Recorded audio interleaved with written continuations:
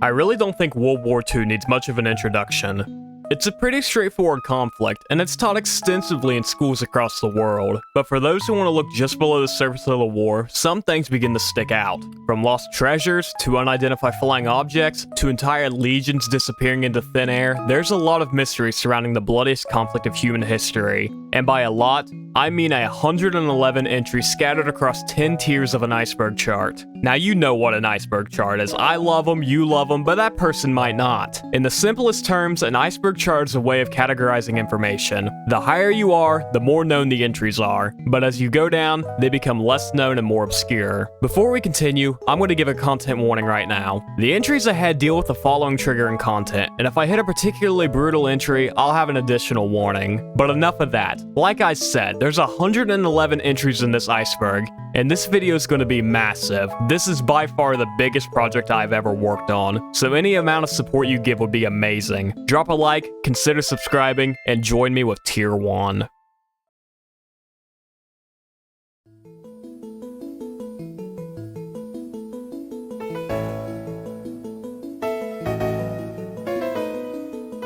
In the final years of World War II, Germany realized they were fighting a losing battle, and they began to get desperate. This gave rise to the development of wonder weapons, which was headed by Hans Kammler. These wonder weapons included big guns, big planes, and this thing, maybe. This is Die Glocke, or the Bell. It's a reported wonder weapon that is shrouded in mystery. The Bell was first identified by Igor Wachowski, and he described the machine as a 12-foot tall, 9-foot wide, glowing, rotating contraption with 2 counter-rotating cylinders filled with a purple liquid. Igor had no idea what this machine's purpose was. He speculated it may have been an anti-gravity machine or maybe some sort of time-traveling device. Anyone who knew a Die Glocke was murdered by the SS, and the machine was supposedly traded by Kammler to the United States in exchange for his freedom. But is there any evidence of this thing, or was this Polish dude just spreading misinformation for fun? Well, he was allegedly supplied with a top-secret Polish military document that detailed all of this, so it's one long, complicated game of telephone. It is true that at the end of the war, America sent teams into Germany to secure scientists and military technology before other powers, mostly the Soviet Union, could capture them themselves. And maybe they brought a 12-foot tall mystery Bell machine home with them.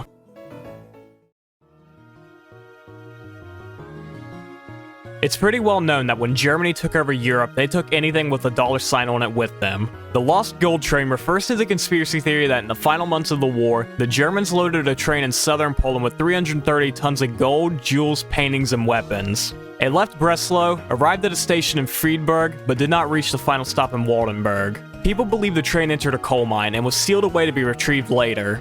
Despite multiple searches, no trace of the train, its tracks, or most importantly, its treasure has been found. This one's pretty simple. It refers to soldiers and personnel who went missing during the war. From the United States alone, 78,750 of the 405,399 soldiers who died are considered missing in action. That's roughly 1 in 5. Towards the end of the war, high-ranking members of the German army weighed their options. Some committed suicide, some waited to be captured, and some, including high-rank Mueller, fled. Mueller was the head of the Gestapo, the German secret police. He was last spotted on May 1st, 1945, the same day Hitler committed suicide. He was quoted as saying, "We know the Russian methods exactly. I haven't the faintest intention of being taken prisoner by the Russians." That's the last time Mueller was spotted. All traces of him run cold after this. Was he killed, or does the next entry explain his disappearance? Most people know that after the war ended, thousands of Germans fled to South America, and more specifically, Argentina. Argentina was particularly open to their arrival because of Juan Perón, the president at the time. He was looking to fill his ranks with fascists to assist him in a takeover of South America. As many as 9,000 Germans fled to South America, and over half of them went to Argentina. Anne Frank was a German-born Jewish girl who is famous for documenting her time hiding from the German army in her diary. But you knew that already. But did you know there were 2 versions of her diary? She began writing her first one in 1942, but in 44, she began to rewrite it with plans to publish it once the war ended. One major change was a reduced appearance of Peter von Pels, a boy she had a crush on. By the time she was rewriting it, she must have got over him, as he's barely in the new version. Someone who has an increased appearance was her mother.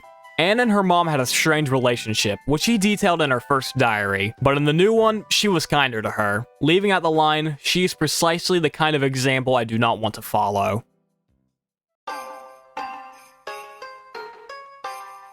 One of the worst tragedies of World War II was the Nanjing Massacre. This was an act performed by the Japanese army on the Chinese populace, in which hundreds of thousands of citizens and soldiers were brutally murdered by the Japanese. Now, I don't want to list out every horrible detail that happened. I think I'd be here all day if I did, but you'll get the idea what happened when I say Japanese soldiers were encouraged to be as brutal as possible to toughen them up for later conflict. Because keep in mind, this was 2 years before World War II officially started.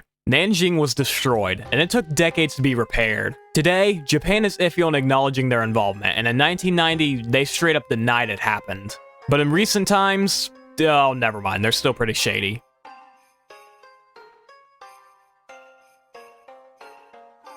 Hirohito was the 124th Emperor of Japan, serving from 1926 to 89, which of course encompasses all of World War II. So you'd expect the leader of a nation responsible for all these war crimes would in fact be charged as a war criminal. Well, if you thought that, you'd be wrong. Hirohito was never charged with war crimes. This is because General Douglas MacArthur thought that a cooperative emperor would help establish a peaceful Allied occupation and would help with the United States post-war objectives.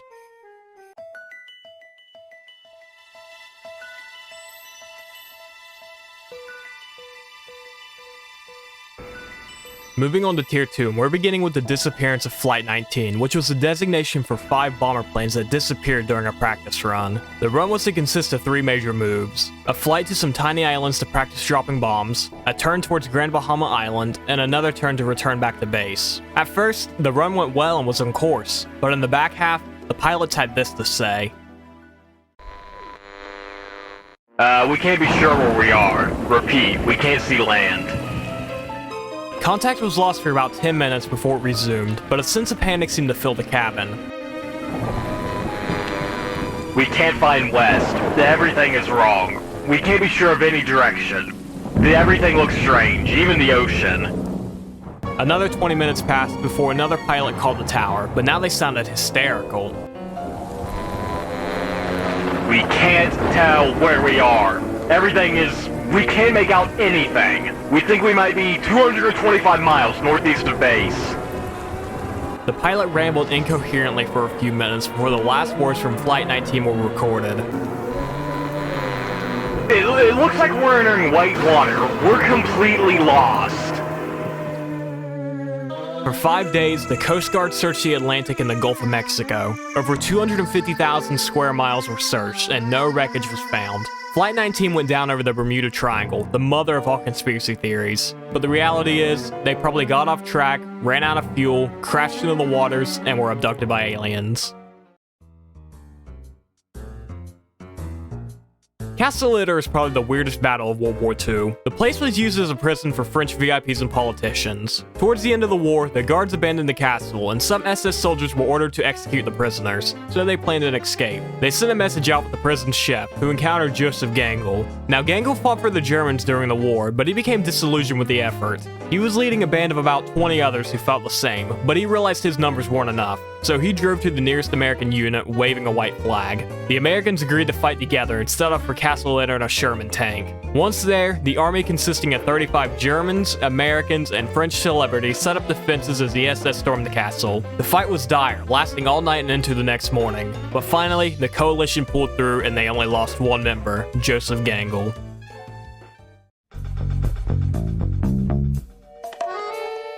Jean Moulin was the leader of the French resistance during World War II, and someone betrayed him. Apparently. Now, before Moulin came into the picture, France had like 10 different resistance groups, and Moulin stepped up to unite them into one front. Not long after this, he was captured by the Gestapo and was violently tortured for days. He never gave up any information on the resistance. But how did this happen? Who gave up Jean Moulin? Theories range from Rene Hardy, a member who was captured earlier, to just communist, but the betrayal of Jean Moulin remains a mystery to this day. Now, I know we discussed Germans fleeing to Argentina, but this theory states they kept going south until they hit Antarctica. In the late 1930s, the Germans showed an interest in Antarctica, and they actually sent an expedition to survey and claim part of the icy continent. Now, there's no evidence of any further German development here, but do you need evidence when a theory sounds cool? This next part is true. A German U-boat docked, at Buenos Aires, 2 months after Germany surrendered. Now, this is where the speculation and rumors kick in. Allegedly, the boat had Mustache Man, Eva Braun, and other high-ranking Germans aboard, and it left them in Antarctica before arriving in Argentina. But in another version of the story, Mustache Man's ashes were taken to Argentina and stashed with Nazi treasure in some ice cave somewhere. Well, the continent's melting, so we should have our answers soon. The continued endurance of the German soldiers had a secret ingredient, Pervitin, or as it's more commonly referred to today, methamphetamine. The soldiers on the German front used Pervitin to combat sleep deprivation, to increase their alertness, and boost endurance during prolonged fights. Between April and July of 1940, German servicemen consumed more than 35 million tablets of Pervitin.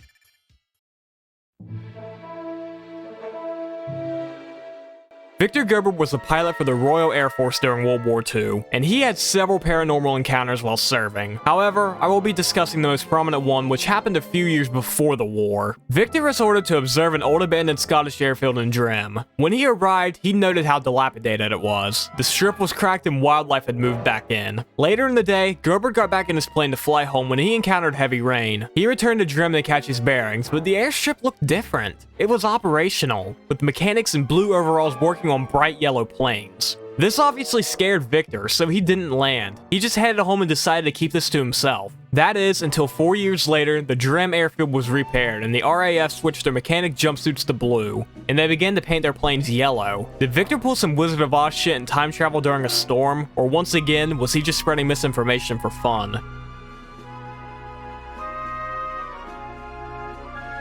I'm not 100% sure what this entry is referring to, so I'll cover what I assume it to be, and that's Henrik Ross. Prior to World War II, Ross had a job as a sports photographer for a local newspaper in Warsaw, Poland. When the Germans invaded, he was given the position as staff photographer. He began to journal everyday life with his camera, but he daringly also documented the atrocities taking place. These pictures included children digging for scraps of food and large amounts of Jewish people being loaded into boxcars and sent away. As Warsaw began to be liberated, Henrik buried his photos in a box, hoping to keep them safe. 1 year later, after the Red Army liberated Poland, he recovered his stash. Unfortunately, a lot of the images have water damage, and only half of the 6,000 photos he took survived. The 12th Armored Division, also known as the Hellcats or the Mystery Division, was given the task of pushing through France after D-Day to retake occupied towns. On January 17, 1945, the 43rd Tank Battalion, which was made up of the Hellcats along with the 17th Armored Division, attacked the French town of Hellesheim. The attack lasted for several days, with each side taking and losing land in the process. Shortly after the attack began, garbled and desperate messages came from Colonel Scott Hall, the leader of the Hellcats. The final message that came from the 43rd Tank Battalion was, "I guess this is it." Nothing else was heard from them. The next day, the battalion's destroyed tanks were discovered, but there was no trace of any of the personnel. It wasn't found until months later that they had been taken prisoner. Well, that was kind of anticlimactic.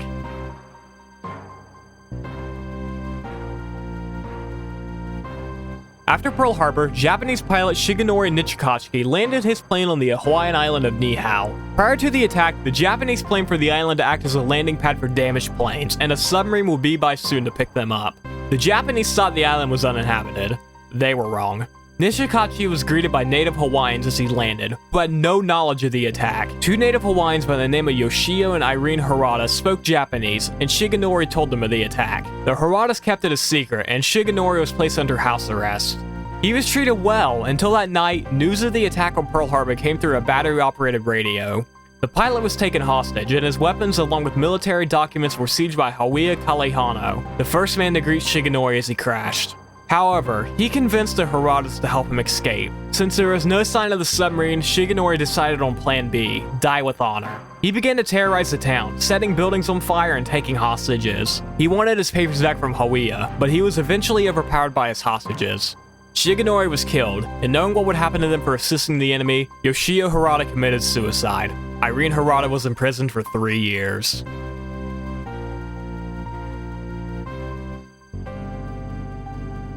We briefly touched on Hans Kammler earlier. He was in charge of the Wonder Weapons Department of Germany. He disappeared in the final days of World War II, which led to speculation around his fate. Like we touched on earlier, one theory states Hans was taken into the United States in exchange for some of the information surrounding the Wonder Weapons. Other theories point to suicide, but a body was never recovered. And of course, the ever-existing theories of fleeing to Argentina are around Hans. Regardless, he would be over 120 years old today, so he's dead wherever he ended up.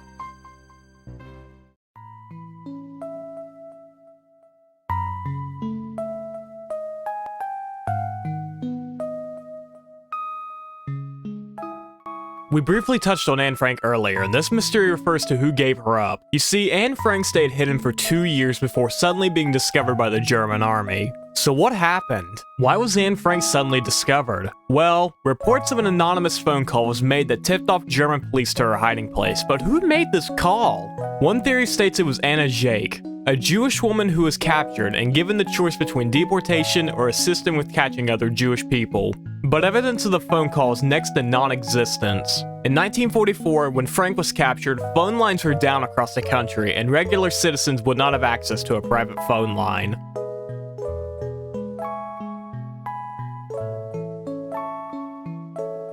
World War II really affected all corners of the planet, and Tibet was no exception. However, Germans in Tibet refers to the scientific expedition that took place between 1938 to 1939. The purpose of this trip was to seek the origin of the Aryan race. The word Aryan comes from the Sanskrit word Arya, meaning noble. In the Vedas, the oldest Hindu scripture, Arya refers to a race of light-skinned people who conquered the Indian subcontinent. Now, Mustache Man came up with the theory that the original Aryans mixed with the locals of India, causing them to lose their traits and make them racially superior. How did this nutjob almost conquer the world? Regardless, 5 members of the SS were sent to Tibet to A. Begin diplomatic ties that might assist in a later attack on British-controlled India, and B. Find the original Aryans. One of the 5 SS members was Brunner Beger, a young anthropologist who took measurements of the local skulls to compare to the development of their own. However, the beginning of World War II cut their trip short.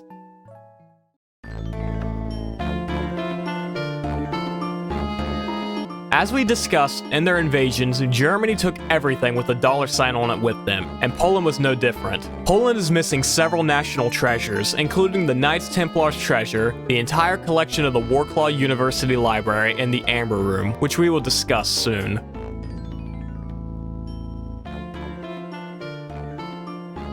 The Spear of Destiny was the weapon used to pierce Jesus Christ while on the cross. Because of this, it was said to be imbued with magical properties and was a guaranteed victory in battle for the wielder. It was passed from leader to leader in history, from Constantine to Charlemagne to the Legion of Doom, and finally to the Mustache Man. After Germany annexed Austria, the spear now belonged to Mustache Man, and he moved it to Nuremberg. As World War II raged and Germany began to lose more and more land, the Allies captured Nuremberg, and therefore the spear. In the legend, it says that whoever has control of the spear then loses it is said to die. Well, sure enough, 10 days after this, Mustache Man died. Now, is any of this real? Well, the spear is real, but the magical properties have less to be desired.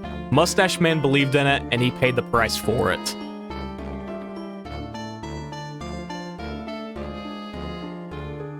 This is the Amber Room, or more specifically, this is a painting of the Amber Room. This was a gift to Peter the Great in 1716 and was meant to celebrate peace between Russia and Prussia. The room was made of several tons of the precious gemstone and was shipped in 18 massive crates to St. Petersburg, where it was installed in the Winter House. The room was later moved and redesigned to fit in the Catherine Palace. The room was made of 6 tons of amber, which was backed with gold leaf, giving us a massive shiny room worth $142 million.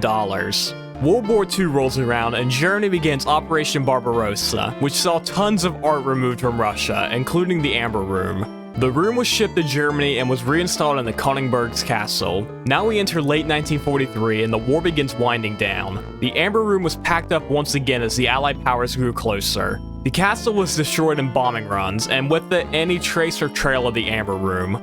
Now it's theory time. The basic one is that the Amber Room was destroyed in the bombing run. Yeah, boring, I know. Next up, the Amber Room was loaded onto a ship and it rather sunk or they stored it somewhere. Antarctica, anybody? Finally, and perhaps the craziest, Russia might have made a fake Amber Room and Germany took that back with them. Regardless, the Amber Room was recreated in 2004, marking the 300th anniversary of St. Petersburg. but the original Amber Room is still lost today.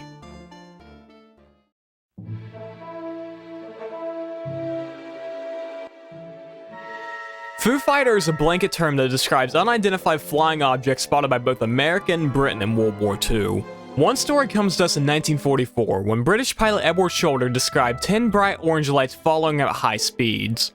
No radar picked up these anomalies, so Edward decided to chase them, at which point they backed off and disappeared. More reports came from other pilots, ranging from red to green to yellow lights. The phenomena were nicknamed Foo Fighters. Foo was a common word at the time, and it came from the popular children's book The Smoky Stover. And yes, the band got their name from this unidentified phenomena.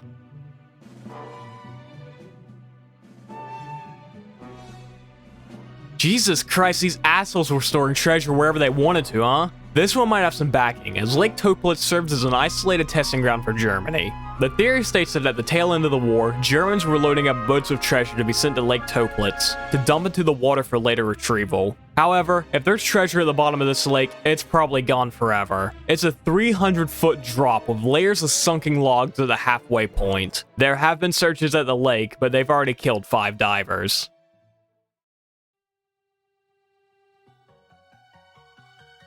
Alois Brunner was a high-ranking German captain during World War II and was the architect of the final solution.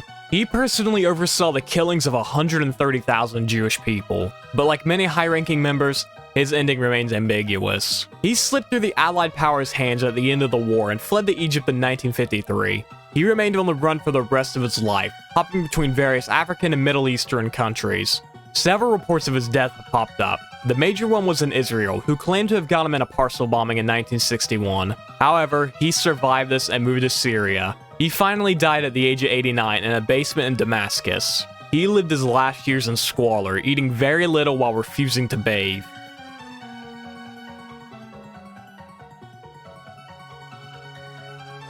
The Columbus Globe for state and industry leaders, or Mustache Man's Globe, refers to 2 massive globes made in Berlin in the 1930s. One was made for the National Socialist Party, and one was made for Mustache Man himself.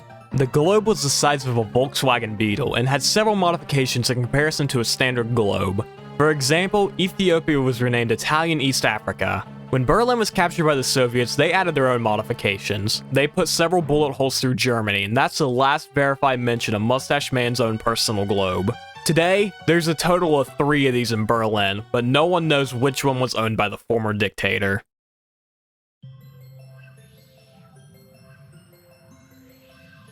There are a lot of strange individual soldiers in World War II, and Laurie Torney is one of them.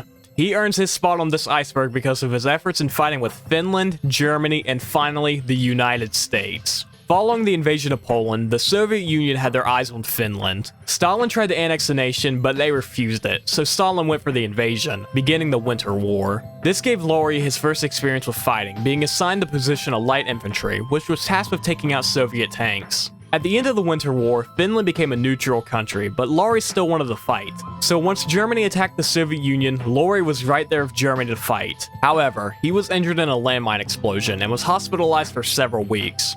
But if you thought that was going to stop him, you'd be dead wrong, as he got right back up to keep fighting. But he didn't fight for long, as he soon stepped on another landmine. At that point, you gotta think the universe is trying to tell you something. Well, if the universe was trying to tell him something, Laurie wasn't listening, as he still wanted to fight the Soviet Union. He was put in charge of a German naval unit, but this was right as Russia was closing in around Berlin, and Laurie finally realized he wasn't winning this fight. So he turned himself in, not to the Soviets, but a nearby British unit. Being a British prisoner was surely better than rotting in a Soviet gulag, but he was still a prisoner. Torney wasn't content with this, so he just left the prison. He escaped to Finland, but was not granted with a hero's welcome. He was arrested for treason and was sent to a high-security prison via train. But Laurie once again said fuck this and just rolled off the train. Laurie avoided capture for several months, but was turned in, captured, and sentenced to 6 years in jail. Now, Laurie was famous for staying in prison waiting out a sentence, so it was a complete shock when in 1947 he just walked out of prison again. Now, I guess he got bored, because he soon turned himself back in, but once again, he escaped. Laurie had no idea what to do at this point, so he said, fuck it, I'm going to South America to become a lumberjack. He probably got bored after like 5 minutes, so he then went to New York, where he was immediately picked up by the CIA. But they weren't there to take him to jail. They were there with a job offer. Laurie Torney became a member of the Green Berets and was soon fighting in the Vietnam War, where he finally met his end. While on a scouting mission in a helicopter, he was shot down. Laurie's remains were finally identified in 2003 and was buried along with the remaining South Vietnam Air Force casualties.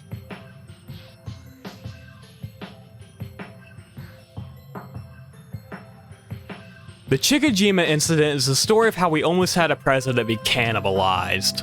On September 2nd, 1944, a group of American bombers took to the skies. The mission was to take over a place called Chickajima, a tiny island 500 miles away from Japan. Chickajima was a heavily guarded island with 25,000 personnel along with anti-air cannons, so the pilots didn't really stand a chance. They were soon shot down and all 9 pilots went into the ocean. One was saved by a local American boat, but the other 8 weren't so lucky. They were tortured, beaten, killed, and cannibalized. Now, none of this was revealed to the public until 2003, as the American government didn't want to admit that some of their soldiers they sent to war were eaten.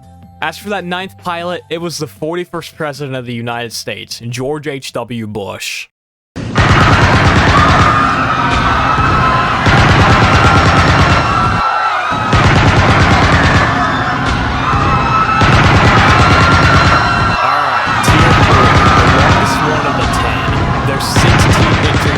Get right into it. After the Japanese attack on Pearl Harbor, the base was obviously on high alert. The day after the attack, radars of the base lit up with an unidentified object seemingly coming from Japan. Attempts at radio contact were met with silence, so planes were scrambled to investigate. They found it was an American Curtiss P-40 Warhawk. However, the plane was riddled with bullet holes, the engines were sputtering and coughing. But the strangest thing was the pilot. He was bloody and struggling to keep his plane under control. It suddenly went down and plunged into the Pacific Ocean. Despite searches, no trace of this plane was ever found.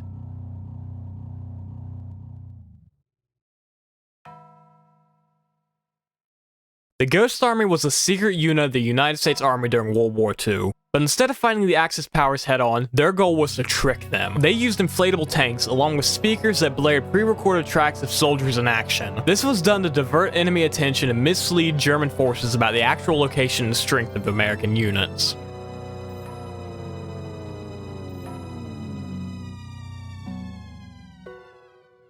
Rudolf Hess was one of Mustache Man's best friends. He was the 3rd person in the hierarchy of the National Socialists and actually helped write Mein Kampf. In 1941, Rudolf took a solo flight to Scotland. A solo manned plane flying in the pitch black over enemy territory in the middle of a war is surprising in itself, but his purpose was even more surprising. He was attempting to establish peace talks between the Duke of Hamilton, which was a Scottish leader, and Germany to stage an overthrow of Winston Churchill in Britain. Now, Mustache Man had no idea he was doing this, so he declared him insane, and Hess's plan only went further off the rails from there. He was arrested, and he tried to commit suicide by throwing himself off a flight of stairs. He failed and spent the rest of his war in British hands. But the conspiracy surrounding his purpose, was this completely of his own validation, or was he sent there by someone else?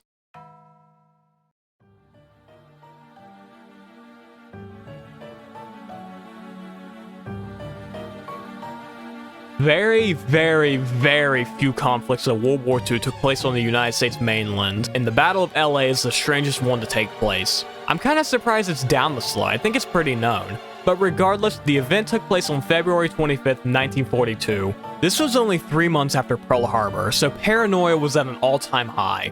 At 2 in the morning, a military radar picked up contact with something in the sky. The city was immediately placed into a blackout, and anti-air cannons searched the sky for their bogey. Then at 3 in the morning, they found it. The sky erupted into fire as an unidentified flying object was discovered. The entire city watched the firefight, but something was wrong.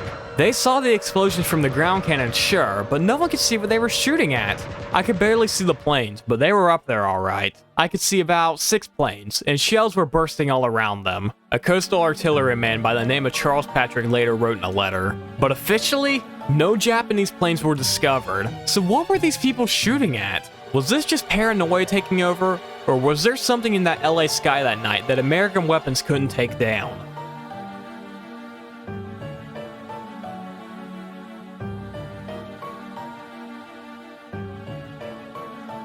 The combination of World War I and the Hindenburg disaster made blimps pretty obsolete by the time World War II rolled around, but they still found some use during the conflict. One such blimp was the L-8, an American craft. The blimp's main purpose was surveillance, and it undertook a mission on August 16, 1942. It left the small island off the coast of San Francisco to survey the local Pacific waters. The blimp was manned by two people, Lieutenant Ernest DeWitt Cody and Ensign Charles Ellis Adams, who were both incredibly experienced pilots. Little did anyone know, that would be the last time the two would ever be seen. 5 hours later, the L-8 crashed in Dolly City, California. The blimp scraped rooftops and took down power lines as it burst into flames. Firefighters rushed to save the crew, only to find there was no one to save. The blimp was empty. Both pilots were mysteriously gone. The blimp was barely packed away before the newspapers gave this incident the nickname Ghost Blimp. What happened to these pilots? Well, let's try and piece it together from their flight. An hour and a half into their mission, they spotted an oil slick in the water, a possible sign of a submarine. That was the last report anyone heard from their radios. In the wreckage, both pilots' parachutes were found, ruling out the theory they abandoned their craft. Well, that's answered nothing, so let's dive into conspiracies. The official report is simple. They fell out of the blimp. But that's boring, so let's look at the crazy conspiracy theories. They range from the theory they defected to Japan, they were murdered from a stowaway, and of course, they were abducted by aliens. But the mystery and fate of the ghost blimp pilots remains unsolved today.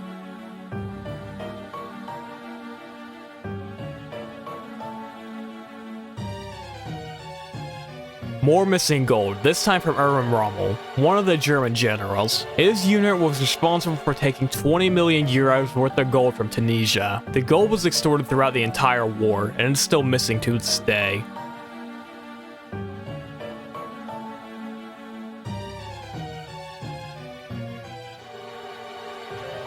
I couldn't find a lot on this one, but I'll report the very little I could find. The Big Stoop plane was a B-17 Flying Fortress that flew from Iceland and had to land in Greenland after they ran out of fuel. The crew had to abandon their planes, and they suffered no casualties and were completely rescued. But years later, the pilots returned to their crash site and were astonished at how destroyed their wreckage was.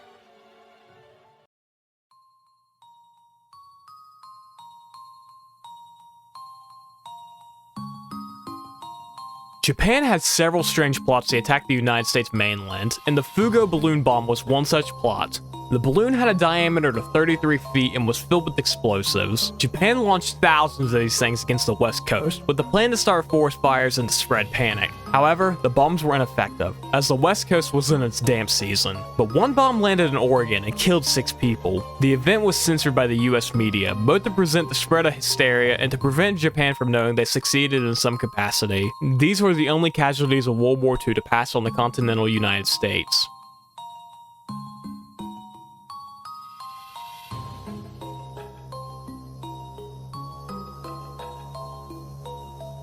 Glenn Miller is considered the father of military bands, as he was a musician who later served as a fighter pilot. Glenn Miller and his orchestra were the best-selling band between 1939 to 1943, and they often performed for soldiers stationed across Europe. Miller's band was to fly to France for a performance on December 12, 1944. His flight was cancelled due to bad weather, which upset him. But he learned a friend of his, Lieutenant Colonel Northern Basil, was to fly to France on December 15th. So Miller hitched a ride, and that was the last time he was ever seen. The plane carrying the two never made it to France, and despite multiple searches, no trace of it has ever been found.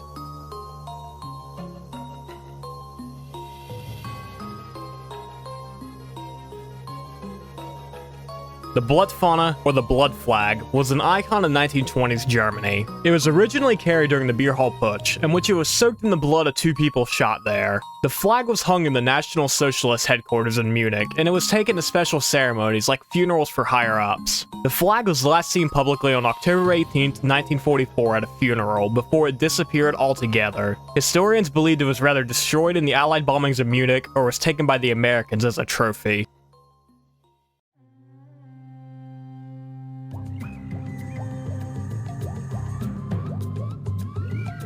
No Picnic on Mount Kenya is a book that accounts the real-life story of Italian prisoners who climbed Mount Kenya in 1943 to escape a British prison. Felice Benuzzi quickly grew tired of the tedious life of a prisoner and put forward his idea of escaping the prisoner by climbing Mount Kenya. He asked one of his prisoner friends, who happened to be an expert mountain climber, what he thought of the idea, and he called him a nut job, stating he would need 6 months of preparation to climb the mountain. This went in one ear and right out the other, as he convinced 2 other prisoners, a doctor and a sailor, to break out together. The prisoners escaped in 1943 and began their ascent to Mount Kenya. The group of 3 prisoners climbed using improvised equipment, and they made it to the top on February 10th.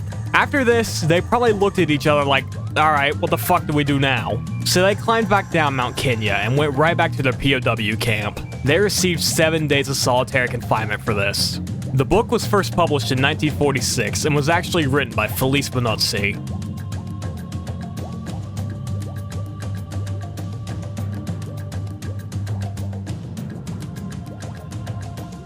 After Poland was invaded in 1939, Władysław Sikorski quickly became the prime minister for the little government organization the Polish had left. He quickly established relations with other Allied leaders, but he wouldn't last too much longer after this. Władysław was taking several missions across the world to visit Polish soldiers to help raise morale. On July 4th, 1943, Władysław began to take off from the Gibraltar airport, where his plane began to break down. It crashed mere seconds after takeoff, plunging him into the Strait of Gibraltar. The crash killed him, his daughter, and 9 others. The crash was blamed on cargo shifting towards the back of the plane upon takeoff, but many weren't happy with this explanation. Questions around foul play began to rise, and fingers were pointed at the Soviet Union. You see, before all of this, relations between Poland and the Soviet Union were breaking down, a poor choice of words, and many think this might have had something to do with his death. In April of 43, just 2 months before he died, the bodies of 20,000 Polish soldiers were discovered by the Germans, who then put the blame on the Soviets. Stalin denied any involvement with this, blaming the Germans instead. Sikorski began to investigate this himself, to which the Soviets accused him of working with the Germans, completely severing ties with him. So did the Soviets sabotage his plane to prevent him from digging deeper?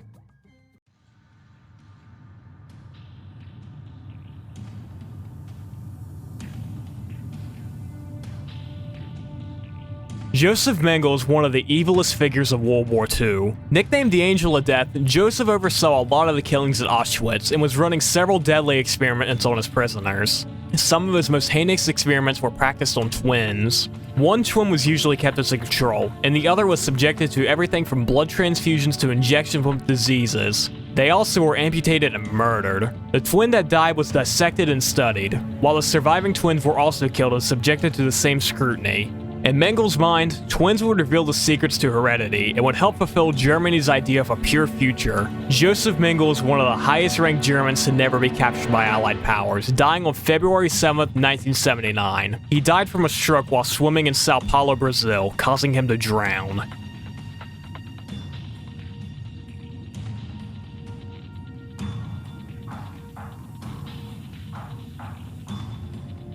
Another country Japan committed atrocities against was the Philippines. In 1945, the Americans were slowly retaking the islands and pushing their way to Japan. This of course led to retreats from the Japanese army, and this didn't make them happy, so they took their anger out on the citizens as they left. I'm going to discuss some of the Japanese's dark actions, so if you don't want to hear them, there will be a timestamp you can skip to. Violent mutilations and rapes took place in schools, hospitals, and churches. Filipino women and children were taken as human shields, and if they survived, they were still killed by the Japanese. Pregnant women had their stomachs torn open, and girls as young as 14 were sexually assaulted by groups of up to 20 soldiers. And if anyone tried to defend themselves, they were mutilated and killed. An exact death toll doesn't exist, but estimates place it close to 100,000. Tomoyuki Yamashita was the Japanese general in control of the Philippines, so all of the fault fell on him. He was tried as a war criminal, even though some were against it. One such dissenter was Alan Ryan, who argued that there was no evidence that Yamashita committed crimes there, ordered anyone to do so, or was in a position to prevent them. Regardless, he was found guilty and hung on February 23, 1946.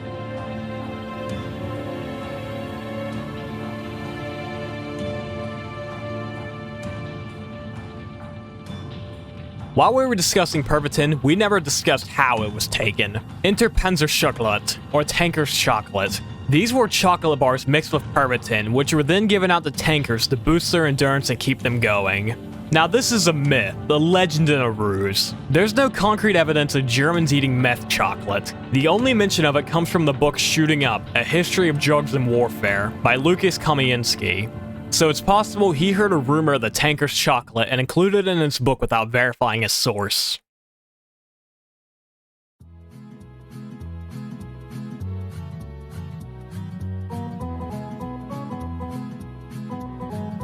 Axis Sally is a blanket term that refers to women radio personalities who were broadcasting Axis propaganda to English-speaking soldiers. The messages would be about the power of surrendering and how the soldiers' girlfriends and wives were back home cheating on them. The Sallies would also boast about knowing exactly where the Allied powers were hiding. Good evening, women of America. Well, you know, as time goes on, I think of you more and more. I can't somehow seem to get you out of my head. You women in America, waiting for the one you love, waiting and weeping in the secrecy of your own room, thinking of the husband, the son, or the brother, who is being sacrificed by Franklin D. Roosevelt, perishing on the fringes of Europe. Soldiers reported these attempts at propaganda were laughable at best, and didn't do much to ease them into surrendering. There are two known Axis Sallies, Mildred Gillers, who broadcasted for Germany, and Rita Zucca, who broadcasted for Italy.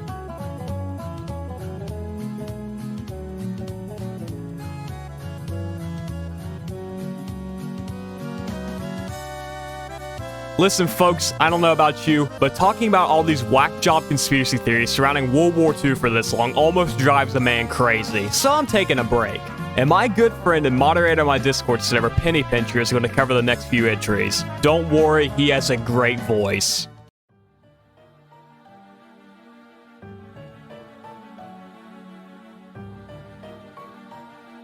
We're going back to the Nanjing Massacre for this one. In December of 1937, a battalion of 3,000 Chinese soldiers were assigned to a 2-mile stretch of land around the captured city. Their main goal was to defend the Yangtze River, which led out of Nanjing.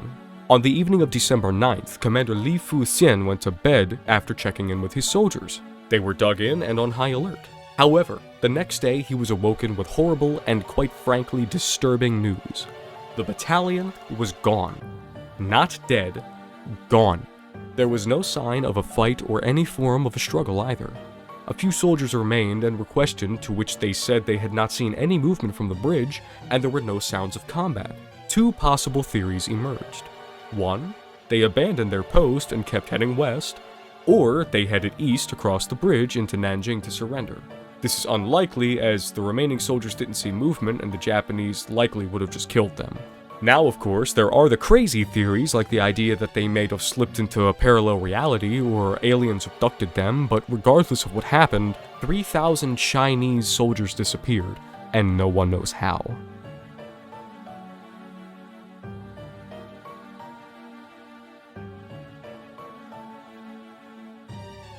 This is Carl M. Allen, and on October 28, 1943, he claimed to witness something strange. He was at the Philadelphia Naval Shipyard, and he was looking at the USS Eldridge. He claimed a green and blue glow suddenly surrounded the ship before it just disappeared. The ship was later seen in the Norfolk Naval Shipyard, which is about 6 hours away, before suddenly reappearing in Philly. Carl also states that sailors aboard the ship were affected heavily. Some went insane, others developed mental illnesses, but some faced a fate worse than death. During teleportation, they were fused with the ship's metal. They were still alive, but they were trapped literally within the ship. But how did he know all of this? Well, he claimed to be a student of Albert Einstein, the mastermind behind the Philadelphia experiment. Carl soon reached out to fellow ufologist Morris Jessup, and he tried to encourage Jessup to cease his research into unified field theories, which was the backbone of the Philadelphia experiment. Soon after this, Jessup received a copy of a UFO book he had written in a folder only marked with Happy Easter. The book was filled with annotations which seemed to be written by 3 different people, but Carl came out later and said it was all him, and it was a prank. He later retracted this statement. We will never know if Einstein helped assist the United States in teleporting their destroyers, but it should be known. Carl was the only person to come forward and talk about this, and the distance between Norfolk and Philly was only 2 hours thanks to inland canals.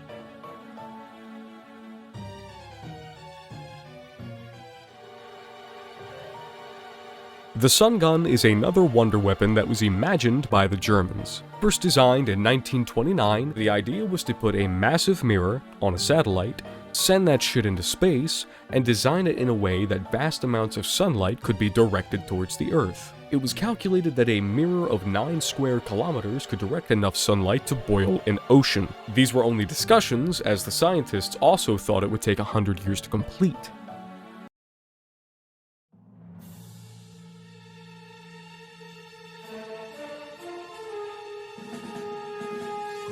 Operation Jericho was the plan to attack an Amiens prison in German-occupied France to release the hundreds of prisoners there. Many prisoners were already murdered by the German guards, and the rest pretty much accepted their fates. However, on February 18th, 1944, Allied bombings hit the castle. Of the 717 prisoners there, 102 were killed immediately, 74 were wounded, and 258 of them escaped. However, 2/3 of the escapees were later recaptured, meaning roughly 170 of the 717 prisoners were freed. So, all in all, this was a failure and an unnecessary idea. Whoever planned this thing should have been fired, but there's the issue. Who did plan this thing? The French prisoners who escaped were questioned, and they had no knowledge of the attack before it happened. The remaining French resistance members were also questioned, and once again, they had no idea of any of this. The answer of who ordered the attack in Operation Jericho has been lost to history.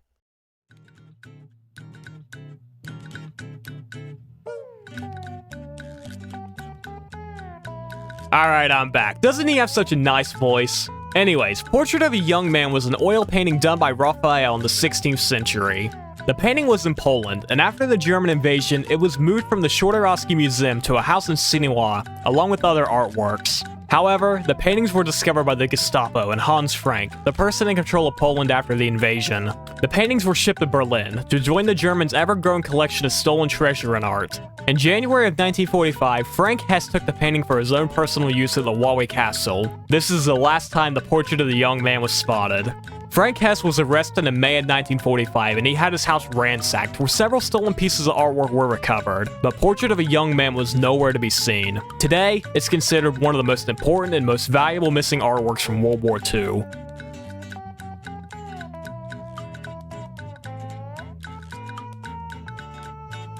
Pete Ellis was a part of the United States Marine Corps, and he wrote the plans that the United States used to defeat Japan. The thing is, he wrote them 20 years before Pearl Harbor happened. Pete served in World War I, where he wrote several reports with strategies the Marine Corps could use during battles.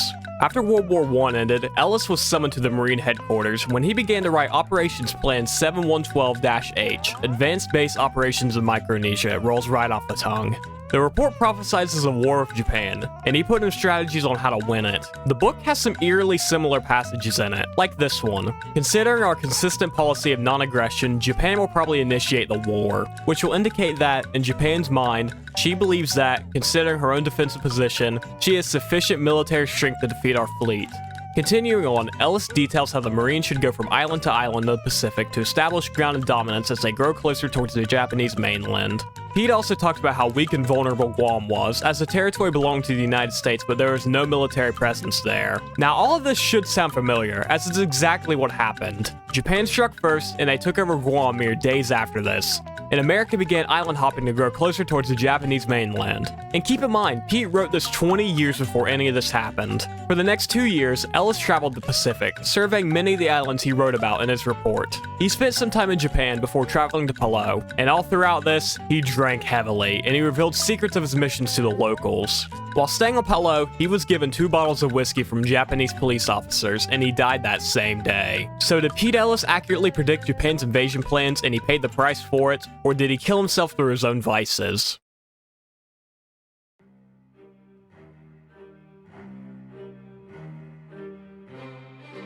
Raoul Wallenberg was a Swedish architect who was responsible for saving thousands of Jewish people in German-occupied Hungary.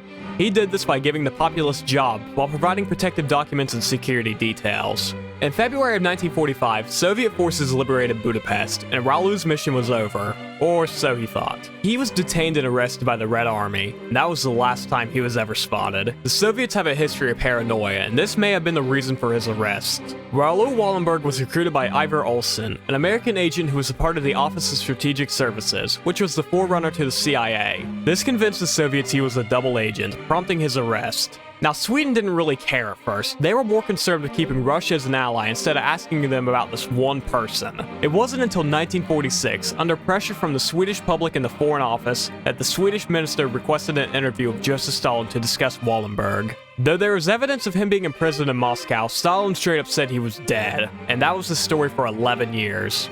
Once Stalin died, some of the truth started coming out. Russia admitted that Wallenberg survived the war and was a prisoner at the time of the 1946 meeting. But then they claimed that Wallenberg, who had no prior health problems, had died in the prison of a heart attack 2 years later. In 2016, he was officially declared dead, but his true fate remains a mystery.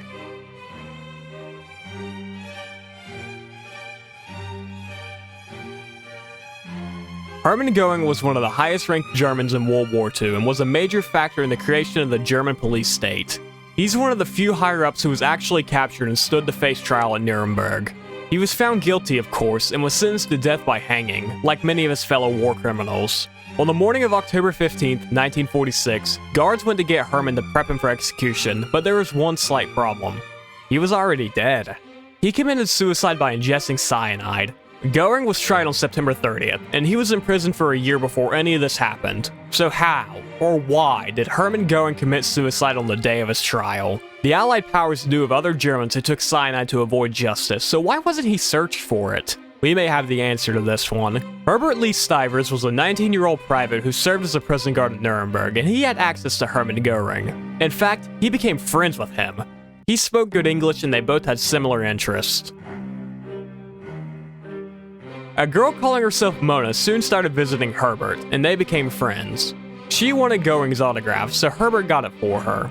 The next day, Mona invited Stivers to meet some of her friends, who wanted to pass a note to Hermann Göring. But they also convinced Stivers he was sick, and he needed to take medicine. He hesitated at first, but Mona and her friends convinced him the pill was strictly medicinal and proved no threat.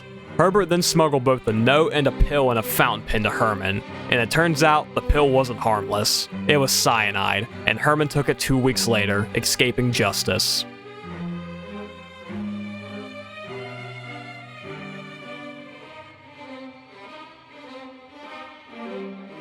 Project Reese, German for Giant, was a massive construction project that took place between 1943 and 1945. It consisted of 7 underground structures in various states of completion. The 7 structures are connected through 90,000 cubic meters of vast tunnel systems. The systems were mostly dug by prisoners of war, with the majority of them coming from Hungary. The exact purpose for these things is unknown, but there seems to be the beginning of a massive German super base. There were foundations for an army factory here, but it was ultimately determined to be a waste of time, and construction mostly stopped in 1944.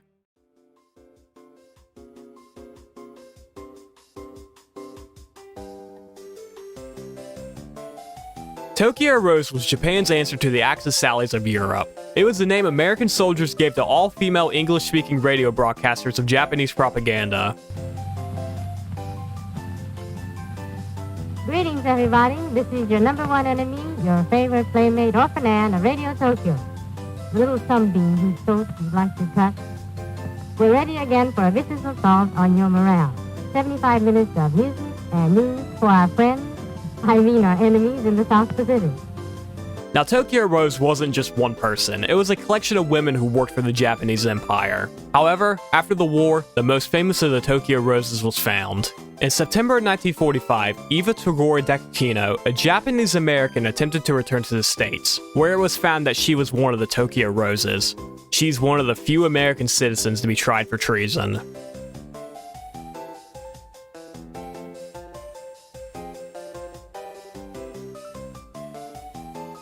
I think this one is the biggest reach so far. First off, the Alpine Fortress was a planned secret megabase that was to be constructed in the Swiss Alps. It was a part of a retreat plan, and it was first concocted in 1943, the time when the war was looking dire for Germany. The plan was to retreat towards northern Italy and to build a massive base for a final stand. Following the successful D-Day invasion, stores of provisions and weapon-producing technology were stashed in the Alps. And maybe, as they took this stuff there, they took some treasure as well. In 1945, high-ranking Germans began to spread rumors regarding a hidden Alpine base, and America took the bait.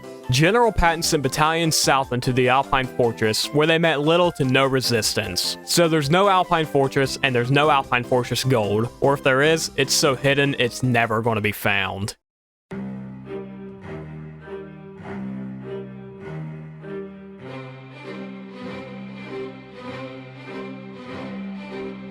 Tier 6 begins with another story of a strange individual soldier, Mad Jack Churchill. He's got hell of a story, so let's dive into it. On several instances, the story of the British soldier who went to battle with a longsword and bagpipes goes viral, and that is Mad Jack Churchill. He was quoted as saying, "Any soldier who goes into battle without a sword is improperly equipped," and he proved this by capturing 42 German soldiers while only being armed with his longsword. Churchill is also the only soldier to be credited with the longbow kill, but that's not where Churchill's fame ends. He was captured by the Germans and placed in a concentration camp, but no wall could hold Jack Churchill. He broke out mere days later. He was then shipped to Burma, modern-day Myanmar, in 1944 to fight Japan. However, as he arrived, the war was coming to an end, which upset Churchill. He exclaimed, "If it wasn't for those damn Yanks, we could have kept this war going another 10 years.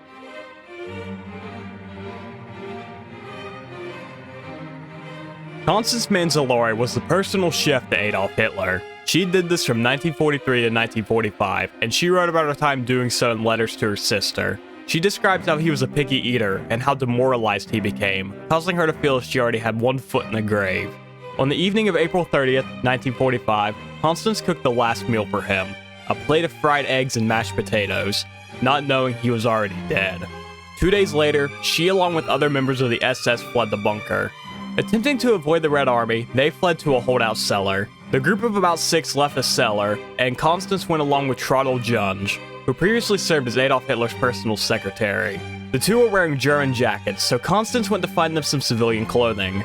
Junge then saw her being taken by 2 Red Army soldiers down a tunnel, and that's the last time Constance Manzalori was ever seen. There's no further information. She just vanished, and was likely killed by the Russians.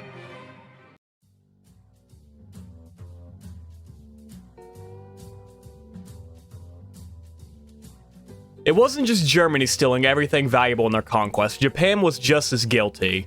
We discussed Tomoyuki Yamashita earlier. He was the guy who was tried as a war criminal for the atrocities that took place in the Philippines under his watch. But this entry refers to the alleged treasure he stole.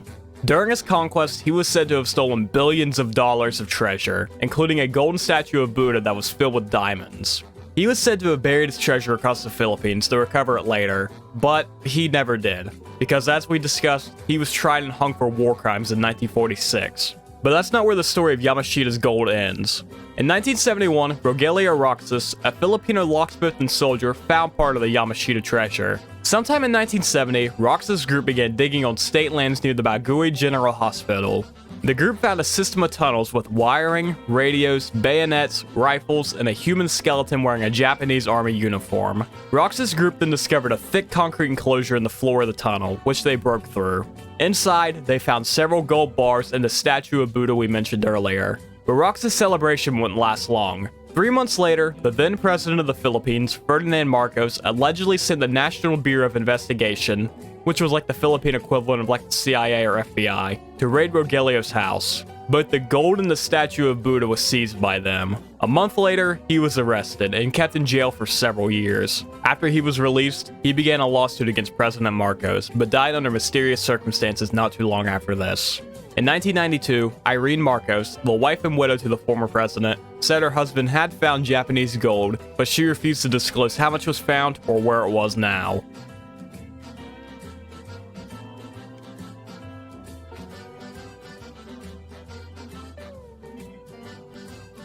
We touched on New Schwabenland way back in like Tier 2. It was the name of an area in Antarctica that was claimed by the Germans in 1938. The main purpose of their claim was to protect their whaling industry and take scientific observations. After this, there is no evidence of any further German involvement with the frozen continent, but this hasn't stopped people from theorizing about it. We discussed the conspiracy earlier that a submarine stopped here with high-ranking officials before docking in Buenos Aires, And we will be discussing the American involvement with Antarctica very soon, but all of these theories lead to the idea that there was, or maybe is, a secret German base on the continent somewhere. Once again, the continent is melting, so if there's anything hiding there, we'll see it soon.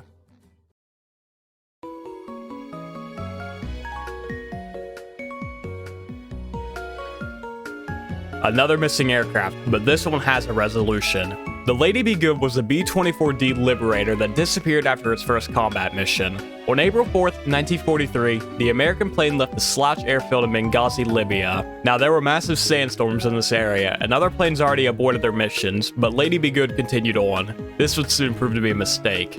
The last message that came from Lady Be Good was about how the plane's automatic direction finder was no longer working and they needed guidance. They never received this guidance, and consequently, they flew right over Slouch and crashed somewhere in the Mediterranean Sea. Or this is what was thought. Long after World War II ended, British planes who were working with an oil company were surveying land when they discovered a crashed plane. After a short investigation, it was discovered to be the Lady Be Good. When the plane was found, there was no trace of the crew, but months later, the same oil company was responsible for finding 5 of the soldiers' remains. Months of searching went by, and more remains were found in a 20-mile radius around the initial discovery. Today, 8 out of the 9 of the soldiers' remains have been found, but the only one missing is Sergeant Vernon Moore.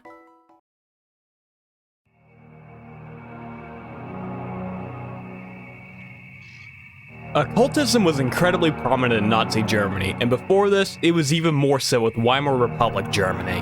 One of the most famous figures of Weimar occultism was Erich Jan Hansen. He claimed to be a clairvoyant who could see the future, so he was often giving readings to people.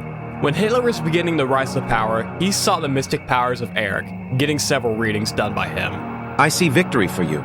It cannot be stopped. Those words were spoken to Hitler in 1932, 1 year before he became the Chancellor of Germany. But this wasn't the only prediction he got right. I see, a great house in flames. He said this a day before the Reichstag burned down, an event that helped solidify the German leader's rule.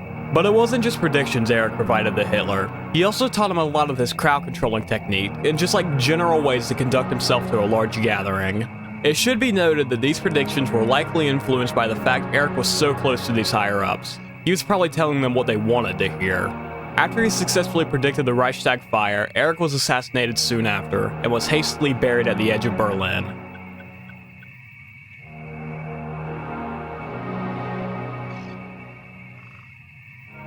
Throughout the Iceberg, we've discussed how many high-ranking Germans scattered throughout the world at the end of the war. The Odessa Plan, which is an abbreviation of the Organization of Former SS Members, was likely formed in 1947, and was a large network that tried to help former SS and Gestapo members avoid arrest, acquire legal aid, escape from prison, or be smuggled out of the country. The main escape routes were 1, through Austria and Italy, then to Spain, 2, the Middle East, and 3, to South America, especially Argentina and Paraguay. But it wasn't just people that were escaping through these established rat lines. Odessa also involved the Germans hiding their stolen treasure for later retrieval. And that's where some of the conspiracies like the Lost Gold Train, Lake Toplitz, and the 1,000 other instances of hidden treasure come from. Odessa lasted for 6 years, and while there's no exact number of people who escaped Europe using it, we know as many as 10,000 fled to South America.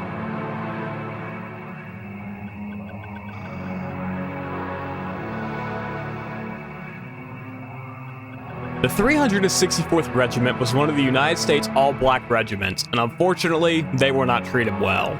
Members of the regiment wrote to their senators airing their grievances, and the commanding officers would intercept the letters and throw them away. Because of this, the regiment were labeled as troublemakers, and were sent to Camp Van Dorn for further training. Here, their treatment only got worse. One soldier was badly beaten by an officer and was confined to only eating bread and drinking water for 2 weeks. That same officer was known to shoot at the soldiers' feet to make them look lively. Private William Walker, who was a part of the 364th, got into a fight with white MPs as he was missing a button on his uniform. A fight soon broke out and William Walker was shot. The rest of the 364th saw this happen, so they broke into their storerooms to retrieve rifles and ammunition.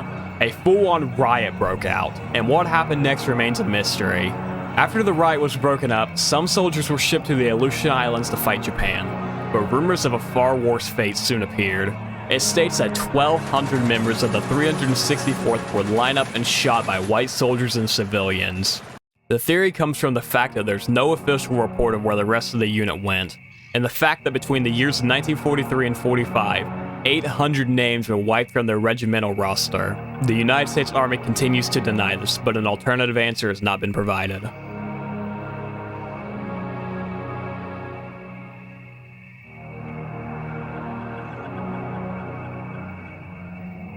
Strap in, this one's a doozy. Officially, Operation High Jump was to be an expedition to Antarctica to map the place out and train American personnel in frigid conditions. The operation was announced in 1946 and was set to launch in December.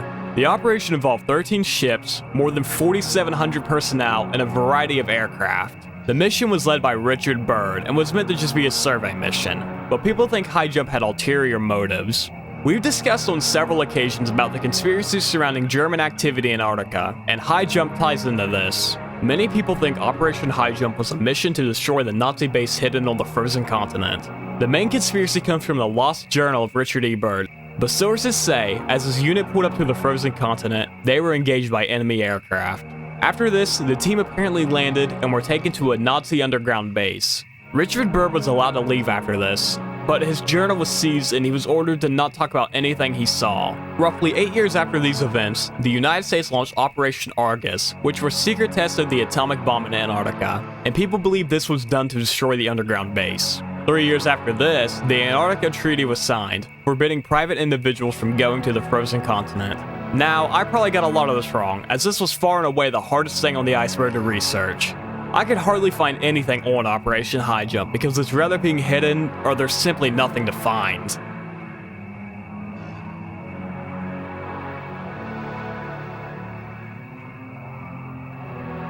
I'm actually going to skip this entry as it ties heavily into Aleister Crowley, an entry further down on the tier list, so stay tuned for that.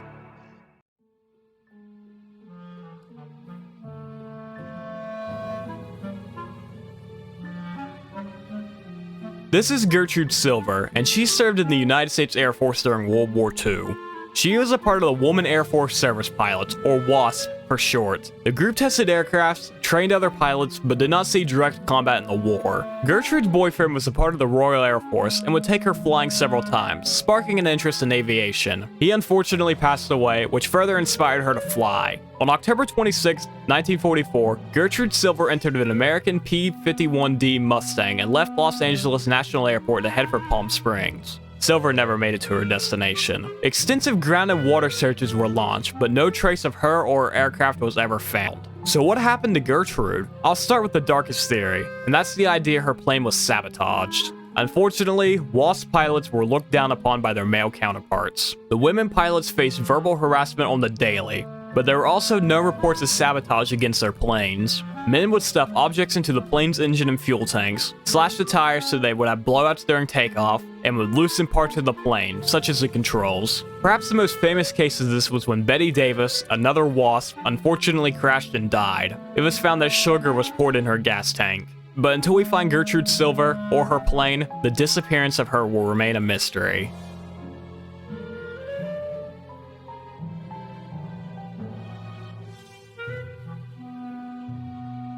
Gabrielle Coco Chanel was a French fashion designer who was more than likely a German spy. As a member of high society, she established connections with influential figures such as Winston Churchill. But why would she do this? She had an incredibly successful career, so why risk throwing it away to work with the Nazis? Well, she discovered her nephew Andre was in a German POW camp. She struck a deal that, if he was released, she would gain intel from her higher contacts and pass it along to German command. She became Agent F-7124, but was outed as a spy in August of 1944. She didn't face any ramifications, as she gave up information on the German officers who tasked her with spying. She returned to the fashion world in 1954 before passing away in 1971.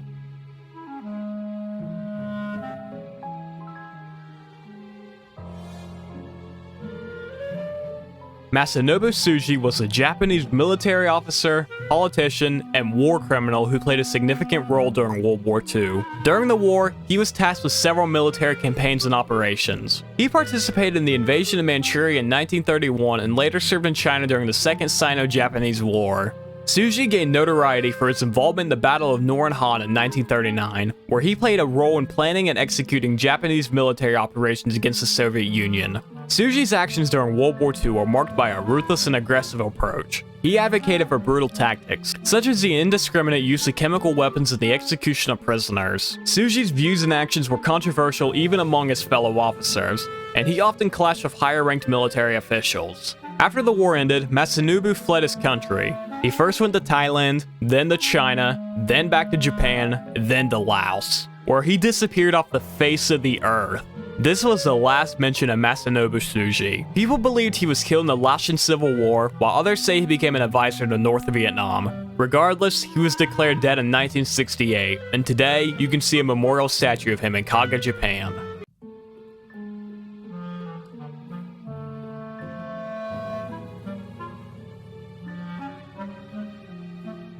We have some ideas of Germany's plans for the rest of the world post-World War II, and this entry deals with their plans for the South American continent.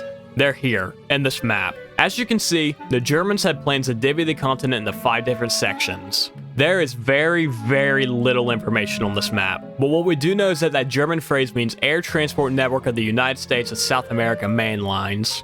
So the map was for aerial use. But it's also possible this thing was a British forgery. The map was snatched by a British officer from the bag of a German soldier and was subsequently sent to FDR in America. At this point of the war, Britain was desperate. They were basically the last ones standing against Germany, and they needed help. So the idea was to forge a map of South America to instill the fear of German involvement so close to the Americans' homes. However, this happened 2 months before Pearl Harbor, which of course brought America into the war.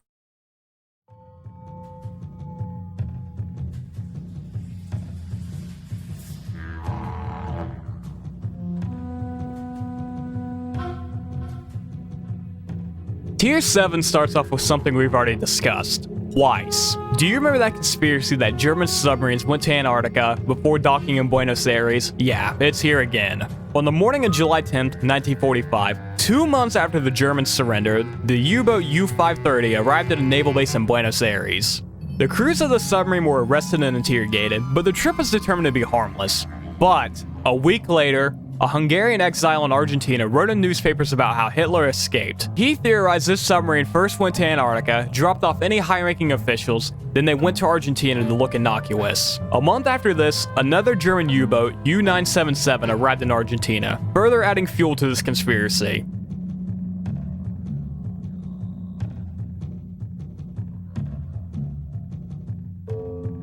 Alright, Indiana Jones fans, this one's for you. Last Crusade deals with the Nazi agent searching for the Holy Grail, which is known as the chalice Jesus Christ drank at the Last Supper. Heinrich Himmler was one of the Germans who was most obsessed with occultism. He founded the Anbeb, a branch of the SS that dealt with searches for the ancient Aryan culture. They were the ones responsible for the Tibet expedition we discussed earlier. Heinrich once personally went on a trip to find the Holy Grail, and his search took him to an abbey in Spain. Now the monks there basically called him crazy and told him to get lost because it wasn't there. Now we'll discuss Otto Rahn, a German archaeologist who studied the Grail legend extensively. He was also a member of the Nazi Party and was willing to do whatever it took to help his country win the war. Otto Rahn studied the Cathars, a group wiped out by the Catholic Church in the 13th century. The Cathars were heavily criticizing the Catholic Church for their greed, so subsequently, the Catholic Church wiped them out in a crusade. Once the Catholic forces captured Montsegur, an area where the Cathars lived, they burned at least 200 of them alive. Despite this, 4 knights of the Cathars escaped and fled with the Grail. In 1931, Otto Rahn traveled to Montsegur to explore the ruins of one of the last Cathar strongholds. He explored the ruins, but he did not find the Holy Grail.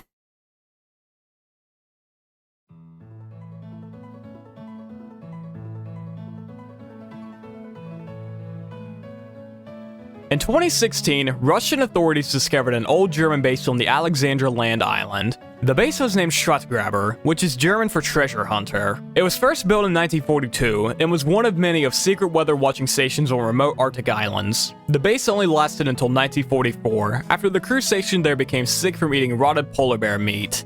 The base was abandoned, and decades of weather and erosion destroyed the place. The remains were discovered in 2016, and the site was investigated. There wasn't much there, just what you'd expect from a leftover weather station, and there was no evidence pointing towards it being anything else. But that doesn't stop people from speculating. Like we said, the base's name was nicknamed Schatzgraber, German for treasure hunter, and people have taken this name literally. Some people believe it was an archaeological project with the goal of finding lost Nordic artifacts, but as we discussed, there's no evidence of it being any more than a weather station, and everything else is speculation.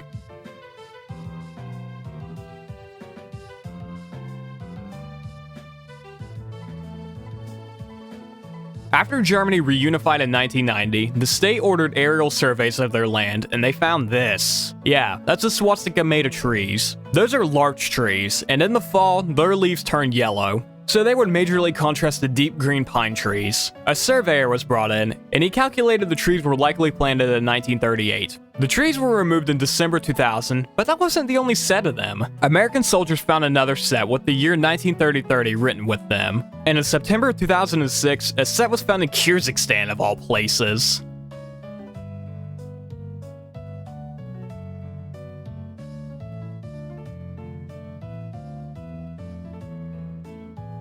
On the evening of December 9, 1965, residents of Kecksburg, Pennsylvania looked towards the sky as a massive fireball plummeted towards Earth. It crashed in the woods, and the entire area was immediately quarantined by the United States military and local state police. Officially, nothing was found, but locals of Kecksburg reported a military flatbed trailer was hauling off an acorn-shaped device. The story continues in 2002, when the Sci-Fi Channel of all people filed a lawsuit against NASA for more information on what really happened in Kecksburg. NASA stonewalled several attempts at this before they finally revealed details of what happened in 2009. It was a Soviet satellite. Alright, that's boring. Once again, let's discuss the crackpot conspiracy theories. Do you remember way back in the beginning of the Iceberg, we discussed Die Glocke, or the Bell? It's a reported wonder weapon of Germany that was theorized to be an anti-gravity thing. When we compare the shape of these to the reported shape of the Kecksburg UFO, we see they look kinda similar. So what if Hans Kammler traded Die Glocke to the United States for his freedom, they remade or refit Die Glocke, took it for a spin above Kecksburg, and they crashed it? Sounds fun, but there's several holes in it. But the big one is the fact we don't even know if Die Glocke was real, and it just falls apart from there. It's very possible it was just a satellite that fell, not everything is that deep.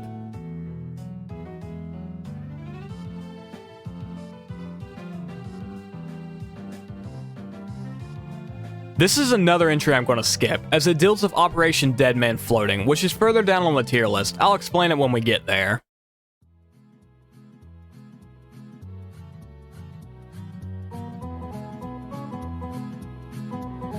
On December 8, 1942, a year and a day after Pearl Harbor, American forces stationed in Kinao, China spotted a plane headed towards them. They discovered it was an old American P-40B Tomahawk with an insignia that hasn't been seen since Pearl Harbor. They heard no response and saw no signal from the pilot, so they briefly fired on it, fearing it was a trick. But upon further inspection, they saw the plane was already shot up, and the pilot looked injured. They lost the plane in a cloud of smoke as it plummeted towards the ground. The wreckage, or any trace of a pilot, was never found.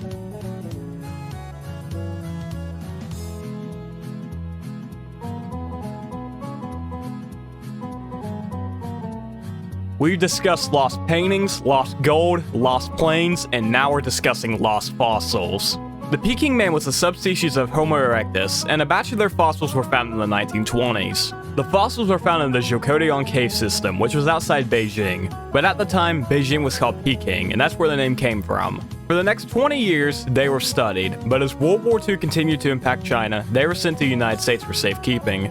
Chinese anthropologist Hu Xingxing loaded 200 fossils into several wooden crates, and that was the last time they were ever seen. They were shipped from Beijing, but they never made it to the port to be shipped to the United States. One theory states they were loaded into a port-bound train, but that train was captured by the Japanese, and they rather took or discarded the fossils. Another theory suggests the fossils were loaded onto the Aba Maru, and we will discuss what happened to that ship soon. Finally, there's a theory they are under a Chinese parking lot. A former US Marine revealed that his father, Richard Bowen, had been stationed in the Chinese port city of Xinhao in 1947. At that point, China was going through a civil war, and Bowen's corpse were ordered to dig foxholes, and they uncovered a box of bones. This scared them at first, but they simply covered them back up and ignored them. The team then went to China and retraced the father's steps, and they discovered they were in the middle of a parking lot. So it's possible, below the asphalt lies boxes of bones just waiting to be uncovered for the second time.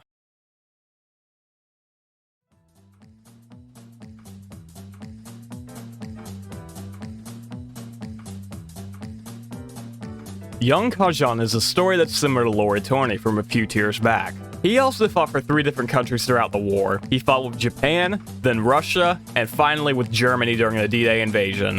In 1938, Korea was captured by Japan, and they needed soldiers, so Yang was conscripted and then sent to Manchuria to help the Japanese fight China. In the Battle of Khalkhin-Gol, the Soviet army fought Japan inside of Mongolia. Count Zheng was a part of the battle and was captured by the Soviet army. He was sent to a Soviet gulag, where he spent about 3 years. Now we enter 1942, and the Soviet army begins to face a shortage of manpower, so they look towards the prisoners of war for help. Yang was urged into fighting with the Red Army, and he spent the next year doing so. His most notable fight happened with the Third Battle of Kharkov, but once again, he was captured and sent to a prison camp, this time owned by the Germans. And once again, he was pressed into fighting, so he was sent to France, where he found himself fighting the Allied powers on D-Day. And of course, poor Yang was captured once again, this time by the Americans. He couldn't speak English or German, so he was sent to a British prison, where he spent the rest of the war. When it ended, instead of returning home to Korea, he moved to the United States. He settled in Cook County, Illinois, before peacefully passing away in 1992 at the age of... Wait, when was this guy born?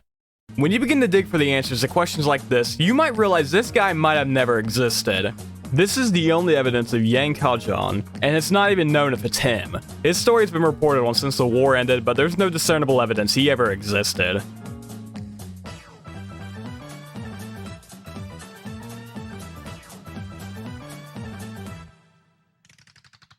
I'm not entirely sure what this entry is referring to. Any googling of who were the British 17 gives me information on a tank, but surely the word who implies this is a person or people, because if it was about a tank, it should say what was the British 17. Regardless, the Ordnance quick-firing 17-pounder was a British anti-tank gun that got its name from a 17-pound barrel. The gun proved its effectiveness during D-Day and the Battle of the Bulge, as it chewed through the thick armor of the German tanks.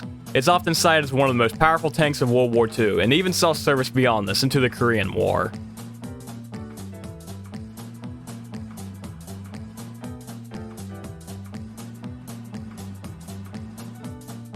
The only information I could find on this surrounds the supposed UFO programs of Nazi Germany. I've discussed this topic of German flying saucers across the iceberg, with Die Glocke, High Jump, and now here. But the fact is, if they even made UFOs, they were only prototypes.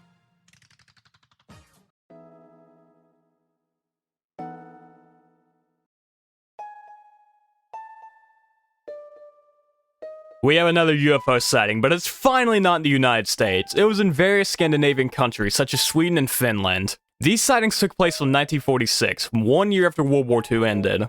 On all accounts, they were described to be missile or cigar-shaped and had no wings. On June 9th, 1946, a bright light shot over the sky of Helsinki, Finland. There was a smoke trail and a large pop. The next day, the same thing happened, but instead of exploding, it turned back and flew in its opposite direction. On July 9th, there were 200 reports of these ghost rockets, and again on August 11th, 1946, more than 300 of them were reported. Kinda sounds like a meteor shower, right? Well, that is a prevailing theory, as the big appearances took place within the peak of the annual Perseid meteor shower. But what about the other outliers? And the perceived maneuverability? Some people, including Carl Gosta, didn't believe this. He watched one of these things crash into Lake Kolmar on July 19, 1946. He also heard a large thunderclap, so he immediately went to the lake to investigate. After 3 weeks, he found next to nothing. Carl did know that the bottom of the lake had been disturbed, but nothing was recovered.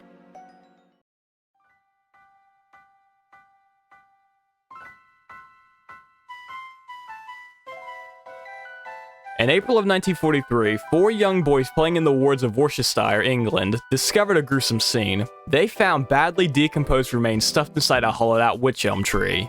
Since the remains were so far gone, it was hard for them to be identified. It was determined that the body had been dead for 18 months, putting the death date on or before October of 1941. A year after this discovery, a graffiti appeared in the town asking the question, who put Bella in the wych elm? Today, the mystery remains unsolved, but several theories have popped up over the years. In 1953, a lady named Una Mossop claimed her husband Jack had confessed that he and her friend had put the woman in the tree. They found her drunk and passed out, and had put her there to hopefully scare her of her alcoholism. Another theory claims this was to deal with witchcraft. People thought the severing of one hand tied into the Hand of Glory ritual, but none of these theories have been proven, and the case remains unsolved to this day.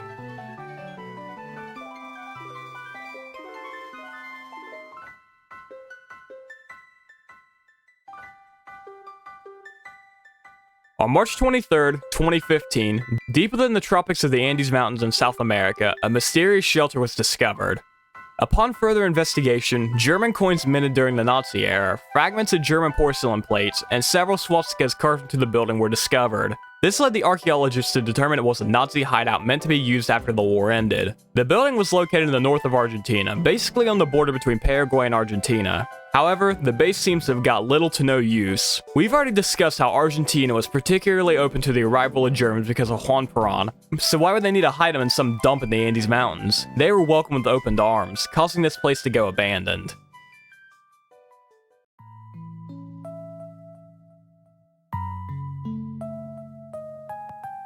Alright guys, once again, all this ranting and raving about 70-year-old conspiracy theories is starting to drive me nuts. So I'm gonna go, I don't know, read a book, and my great friend and head mod on my Discord server, Seb, is gonna cover the next few entries. Make sure when the video's done, you join the server and tell him how well of a job he did reading. The server is linked in the description.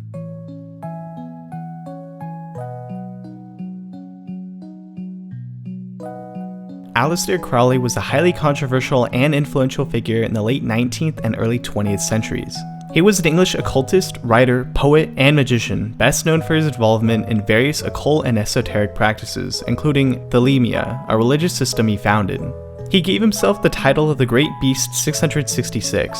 I'm not sure why he's on this tier list, as he had little involvement in World War II from what I have seen. The one thing I could find on Aleister Crowley during World War II was Operation Mistletoe. Operation Mistletoe was supposed to be a ritual that took place with Canadian soldiers dressed in wizard robes. There were also some figures of high society in the group, like Ian Fleming, the creator of James Bond, and Aleister Crowley. The ritual consisted of burning effigies of Hitler and his friends in an attempt to curse him. He did offer his skills on occultism to MI6, but they denied it.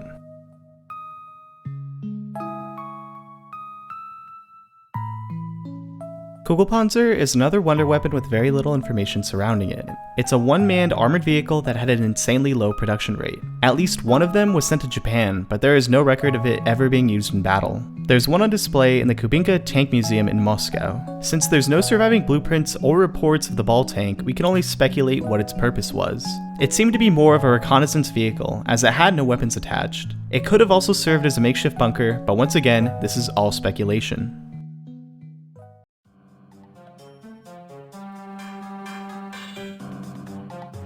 On April 30th, 1943, Spanish fishermen picked up a body off the coast of Huelva, Spain. The body was brought in and inspected, where it was found to have key stubs, tickets, religious medals, and letters from his father and fiancée, as well as unpaid bills. But most importantly, he had military plans. The man was a part of the Royal Marines and was identified as Major William Martin.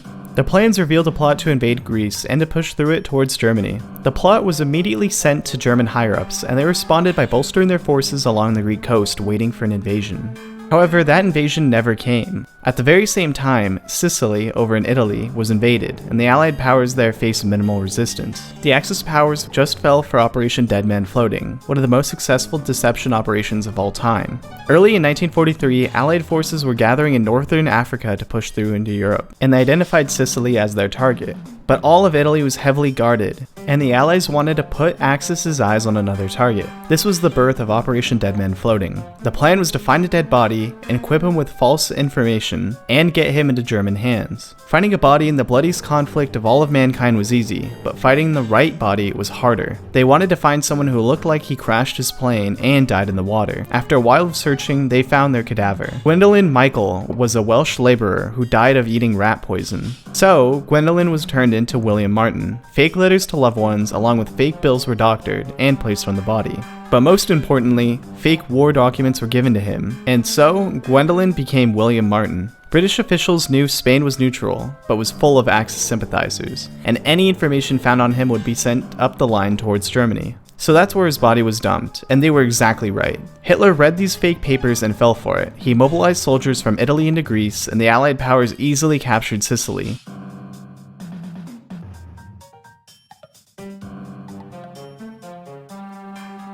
And I'm back once again. I briefly touched on this earlier, but the Awa Maru was a Japanese ocean liner that was later fitted for war. In 1945, the ship was employed by the Red Cross, and it began taking medical supplies to Allied POWs. Because of this, it was supposed to be granted safe passage by Allied warship. Keyword there, supposed. During a run, the Oamaru dropped off medical supplies and took on several hundred Marine officers, military personnel, and civilians from Singapore. The ship also allegedly loaded 5 billion, yes, billion with a B, US dollars of treasure, including maybe the Peking Man fossils I mentioned earlier. The ship left Singapore on March 28th, but on April 1st, it was shot by the USS Queenfish, who mistook it for a destroyer. The ship went down and only one of the 2004 people aboard survived. In fact, the person who survived was Kentaro Shimoda, and that was the third time he was the sole survivor of a torpedoed ship. Commander Allen gave the order to fire and was charged with negligence soon after. In 1980, Japan launched a salvage mission to try and find the ship's lost treasure, yet they turned up empty-handed. Kentaro almost took the secret to the grave, but he left the tiniest hint where the treasure was to his family, but they've not revealed what he said.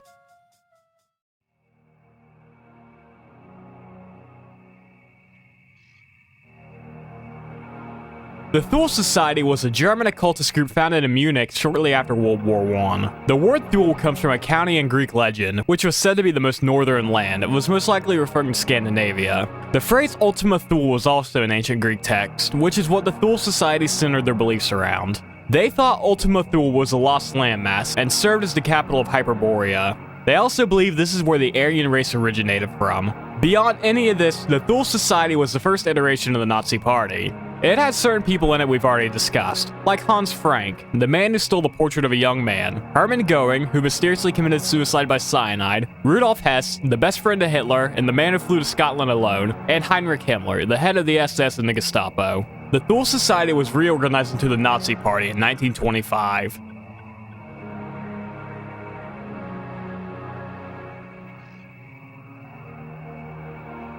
As World War II began to wind down, Germany got desperate, and they began to devise plans to keep the fight going for their nation, and the Werewolf Plan was one such idea. The concept behind the Werewolf Plan was to continue the fight against the Allied forces even after Germany's surrender and occupation. The objective was to undermine the occupying force, disrupt their operations, and create an atmosphere of fear and uncertainty. The plan was proposed by Heinrich Himmler, and in 1944, it gained some support within the Nazi leadership. Himmler envisioned the Werewolf organization as a network comprising mainly of Hitler Youth members, SS soldiers, and other fanatical supporters of the regime. However, the implementation of the Werewolf Plan was hampered by several factors. Firstly, Germany's overall military situation was falling apart quickly. The lack of resources, manpower, and coordination hindered the establishment of any effective resistance movement. Moreover, the population was tired, their morale was low, and they had grown disillusioned with the Nazi regime. Consequently, the recruitment and support for the werewolf movement were limited, and it failed to garner widespread popular backing.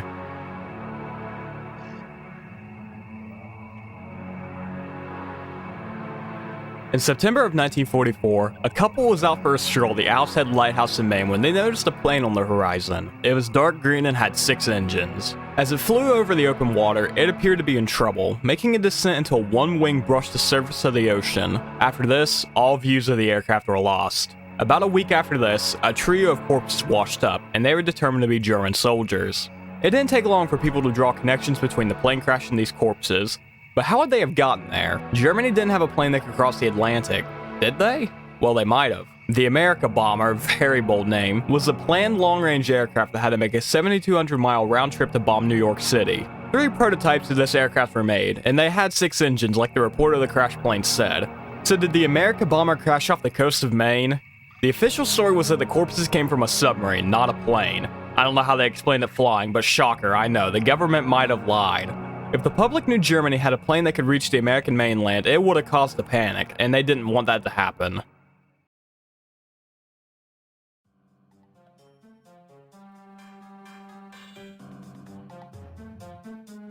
The Japanese attack on Pearl Harbor was a complete surprise, but some think there was more of a warning to it weeks before it happened. On November 22nd, 1941, a strange advertisement appeared in a magazine. It had a picture of a group of people sheltered from an air raid playing dice. Under the headline, a message said, "We hope you'll never have to spend a long winter's night in an air raid shelter." But we were just thinking, it's only common sense to be prepared. Scattered throughout the issue were 6 smaller tag ads referring back to the main copy with the dice number 12 and 7. And of course, 12/7 was the date for the Pearl Harbor attack. After the attack, the board game ad was investigated, but there was no established link between the dice numbers and Pearl Harbor.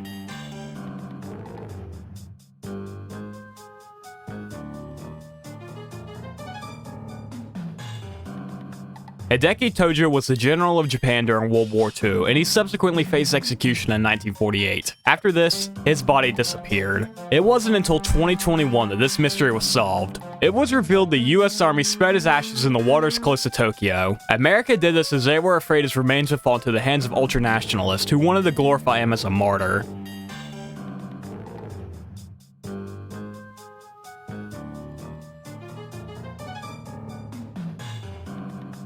During World War II, there were several plots to assassinate the German leader, and Operation Foxley was one of them. The plan was first formulated in 1944 and was actually a pretty straightforward idea. After one of Adolf Hitler's personal guards was captured and interrogated, he revealed that Hitler always took a 20-minute morning walk all around the same time, and he liked to do it alone, so this left him incredibly vulnerable. So a plan was made. Shoot him. Pretty simple. A sniper was briefed and trained and was shown a vantage point where he could wait. He was also going to dress in a German mountain soldier outfit to fool any passerby. Everything was set, and Operation Foxley was ready to go. Except it never went. Days before it was supposed to happen, Operation Foxley was cancelled for two main reasons. One, it was determined that Hitler being alive was doing more damage to the German army, and two, fears of him becoming a martyr after killed were discussed.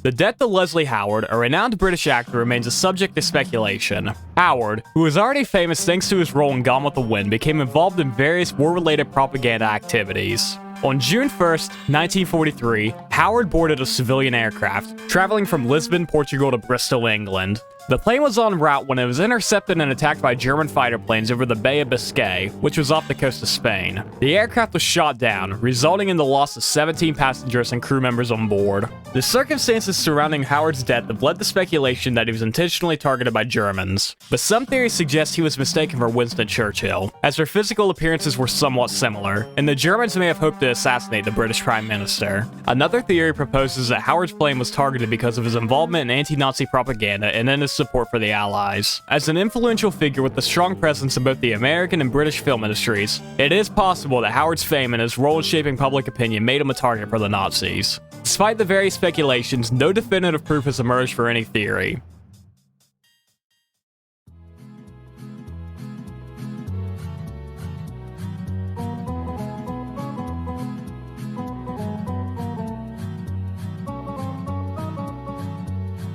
Tier 9, we're almost at the bottom. The first entry deals with a ritual performed by witches to attack Hitler. Yeah, I could tell we're getting to the bottom.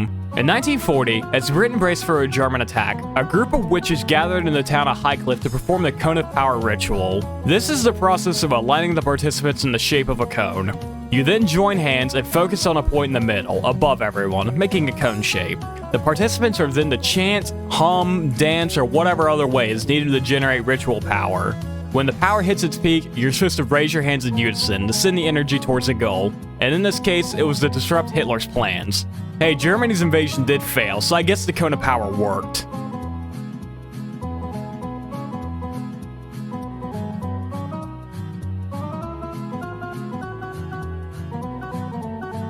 The death of Subhas Chandra Bose, a prominent Indian nationalist leader, is a subject of controversy and speculation. Bose played a significant role in India's struggle for independence from British rule and was known for his radical and militant approach. He forged wartime alliances with Germany and Japan during the war, hoping they would support his pleas for Indian independence. Germany showed him no respect, but Japan released Indian prisoners of war to help him fight. This fight soon failed, as Subhas had no military experience. On April 18, 1945, Bose was in a plane headed for Soviet-controlled Manchuria, hoping he could get a ride to the Soviet Union to see if they would support his independence plea. The plane had to stop in Taiwan to refuel, and soon after this, it crashed. It resulted in severe burns and injuries to Bose and his companions. Bose was immediately taken to a nearby hospital, but he soon succumbed to his injuries. The circumstances surrounding his death have sparked numerous conspiracy theories. One popular one suggests that Bose did not die in the plane crash, but he instead survived and went into hiding.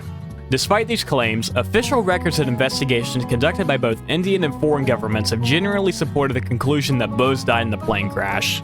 Today, he is a controversial figure in India. Some regard him as a hero and a martyr in the fight for independence, while others label him a fascist and anti-Semite for collaborating with Germany and Japan.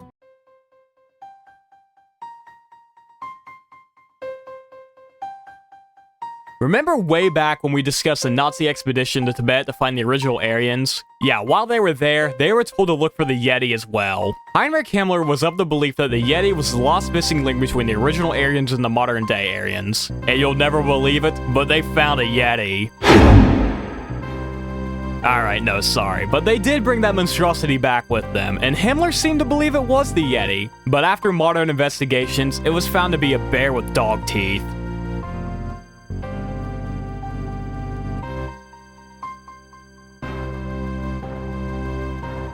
This is Jean-Marie Leray, a random Frenchman who lived between 1918 to 1985. He worked several jobs in his life, but he spent most of it as a railroad worker. So he's a pretty unremarkable guy, besides the fact he might have been Adolf Hitler's illegitimate son. Growing up, Leray never knew his father, and his mom wouldn't tell him anything about him.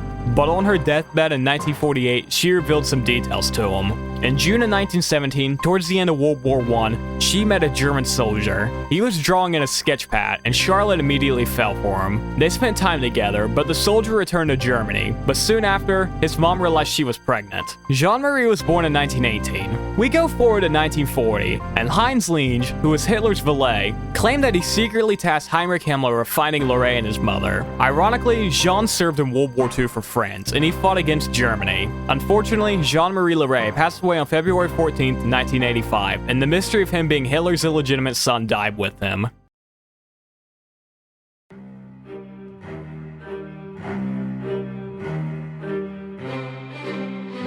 Moving on from one of Hitler's possible relatives, this entry deals with an actual relative. This is Geli Raubel, the daughter of Hitler's half-sister Angela Raubel, so that would make Hitler her half-uncle, I think. Hitler and Geli shared a close relationship, with him acting as a guardian and a mentor to her. On September 18, 1931, in Hitler's Munich apartment, Geli was found dead from a gunshot wound, and the exact circumstances surrounding her death have been a subject of speculation. The official report declared Geli's death a suicide, suggesting she had taken her own life with Hitler's pistol. However, various theories have emerged over the years, questioning the official narrative and suggesting the possibility of foul play. One theory that proposes that Geli's death was a result of a passionate argument with Hitler that escalated into a tragic conclusion. There are accounts suggesting that Hitler's possessiveness and controlling nature had strained their relationship, and Geli had expressed a desire to break free from his influence. Another theory implies that Geli's death was not self-inflicted, but rather a murder. The theory suggests that Hitler may have been involved in her death due to jealousy, control issues, or fear that the relationship would be exposed and damage his political image. Despite the various theories and speculation, no conclusive evidence has emerged to definitely support any theory. The investigation into Geli's death was not comprehensive, and some crucial documents and witness testimonies were destroyed or remain inaccessible.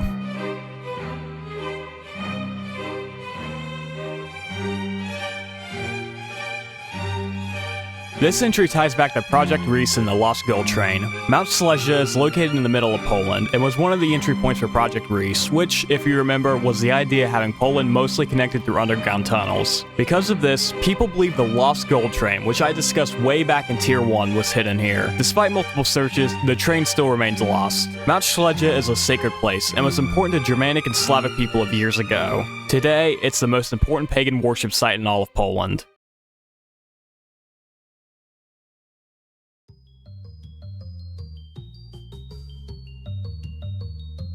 Imagine this, it's 1942 and you're doing your job as a Himalayan forest surveyor and you're freezing your ass off. You've had a 5 days walk from any other human and you're about 15,000 feet above sea level. Suddenly, you're walking through the forest and you stumble upon this. That's exactly what happened to H.K. Modwell. He reported his findings, and the British were worried that this was the result of a failed British invasion. However, the apparent age of the bones soon stifled this. But the question was still there. Who are these people? In 1956, the Anthropological Survey of India began expeditions to survey this area, and they began to formulate several theories. Perhaps this was an area for ritual suicide, or it was the result of a failed invasion just from years ago. But in future studies of the bones, no signs of a ritual suicide or injuries in battle were found, but a new theory began to prevail. These people were pilgrims who got lost, and they ended up here.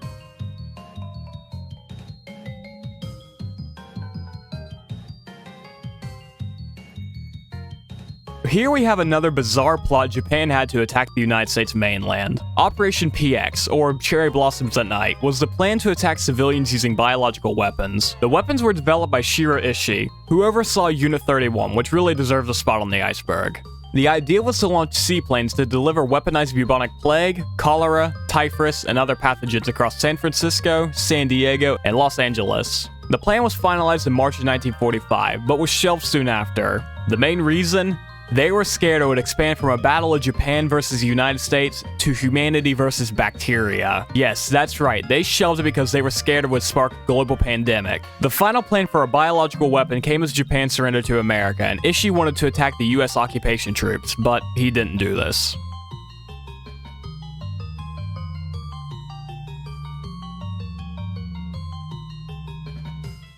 The murder of Pamela Warner is a chilling and unsolved crime that took place in Beijing, China. On January 7, 1937, Pamela Warner, who was a 19-year-old British student, was brutally murdered. She left her home to attend a skating event, but she never returned. Her body was discovered the next morning in a desolate area near the Fox Tower, an ancient structure in Beijing. She had been brutally beaten, sexually assaulted, and then killed. The investigation was led by British diplomat E.T.C. Warner, Pamela's adopted father. He collected evidence, conducted interviews, and pursued various leads, but the case went cold.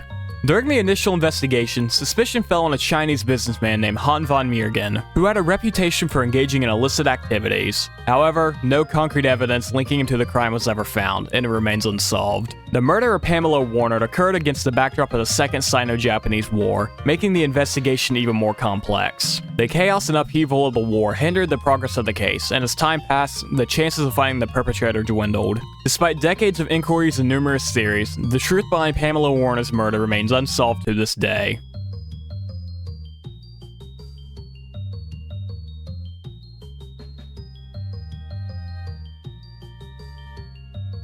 Weather Station Kurt was the only armed German mission that took place on North American soil. On October 22, 1943, a German submarine landed in northern Labrador. They sent out 10 soldiers and 2 scientists to set up a mobile weather station that was designed to transmit conditions back to Berlin by radio. Before this, German meteorologists had to rely on weather reports from U-boats that were getting captured by the Allies. So the plan was made to make a weather station to be placed in North American territory. And on October 22nd, Weather Station Kurt was born. It was named after Dr. Kurt Summenmeyer, a German meteorologist who was a part of the mission. The station only worked for 1 month before failing, and was forgotten about until after the war. It was founded in 1977 by Peter Johnson, a geomorphologists working on an unrelated project. He thought it was a Canadian station, so he paid it no mind. Around the same time, retired engineer Franz Slieger went through Summenmeyer's papers and learned of the station's existence. So, he and a team went to take down the weather station Kurt. In 1981, it was placed in the Canadian War Museum in Ottawa, where you can still see it today.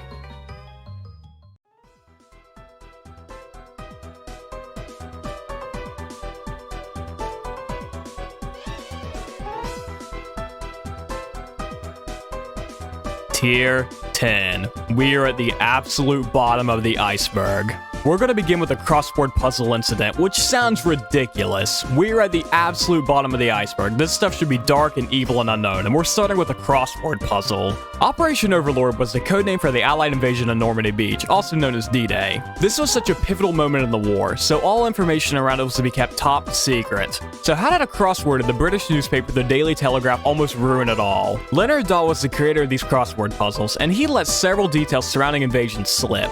All of these happened in 1944. On May 2nd, the crossword puzzle question was Utah, and the hint was one of the United States. Utah was the codename for the beach the United States would be storming. Alright, that's kinda coincidental, but it happened again on May 22nd. This time, the question was Red Indian on the Missouri, and the answer was Omaha, which of course gave away Omaha Beach, one of the landing points for D-Day. And finally, on May 27th, the code was common, but some bigwig like this has stolen some of it at times, which gave the answer Overlord. Alright, once is a coincidence, twice is suspicious, and 3 times it's on purpose. So MI5, who was basically Britain's CIA, arrested Daw. He was investigated to see if he was tipping off enemies through crossword puzzles, and it was found he had no connections to the Axis powers, and was let go. And the entire event was labeled a massive and almost costly coincidence.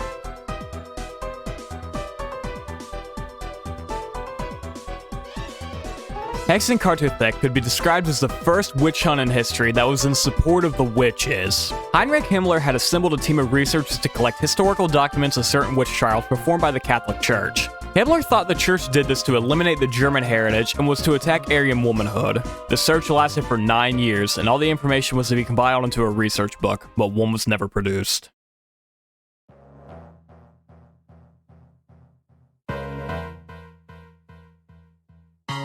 During World War II, both sides were undertaking their own research into developing an atomic bomb. We know America eventually won, using their atomic bomb on Hiroshima and Nagasaki to put an end to the war. But it's possible Germany beat them to the punch. Luigi Romersa was a well-respected Italian journalist who served as a war correspondent in World War II. On October 1944, he was personally invited by Benito Mussolini to attend a German weapon test on Rugen Island. He was taken to a concrete bunker and was told detonation was imminent. There was a slight tremor in the bunker, a sudden blinding flash, and then a thick cloud of smoke. It took the shape of a column, and then that of a big flower. Romersa said in his book. He was also told he had to stay in the bunker for several hours because of the bomb's effects. He then went to the site of the detonation, where he said the trees around had been turned to carbon. No leaves, nothing alive. There were some animals, sheep, in the area, and they too had been burnt to cinders. But information on this topic is scarce. But what we do know is Germany was actively trying to develop nuclear technology. Their research began in 1938, as Otto Hahn and Fritz Strassmann developed nuclear fission, and very soon after this, weapon-based applications for this new discovery were being discussed. After nuclear fission was discovered, Leo Szilard and Albert Einstein wrote a letter to President FDR discussing Germany's attempt in building an atomic bomb and how America should start soon. FDR listened and work on the Manhattan Project began. Back to Germany. In 1939, the first Uranium, or Uranium Club, was founded. It contained prominent scientists like Werner Heisenberg, who we will discuss again soon, and Otto Hahn, the man who discovered nuclear fission. After the first meeting, it was determined a nuclear weapon could be made, but it was going to take years to do. Germany had a small nuclear development team, but an exact number isn't known. Meanwhile, across the world in America, the Manhattan Project had upwards of 500,000 people working on it, with billions of dollars in funding. As the war in Europe settled down, German scientists were captured and interrogated about how far along Germany was on their nuclear development, and after 4 sites were seized and searched, they didn't find much. But what was this saying at Rugen Island, if it even existed? Well, if the bomb went off, it surely wasn't a nuclear bomb, but it might have been a radiation-based weapon, a so-called dirty bomb. Rugen Island had its soil tested, and it revealed no abnormal radioactivity.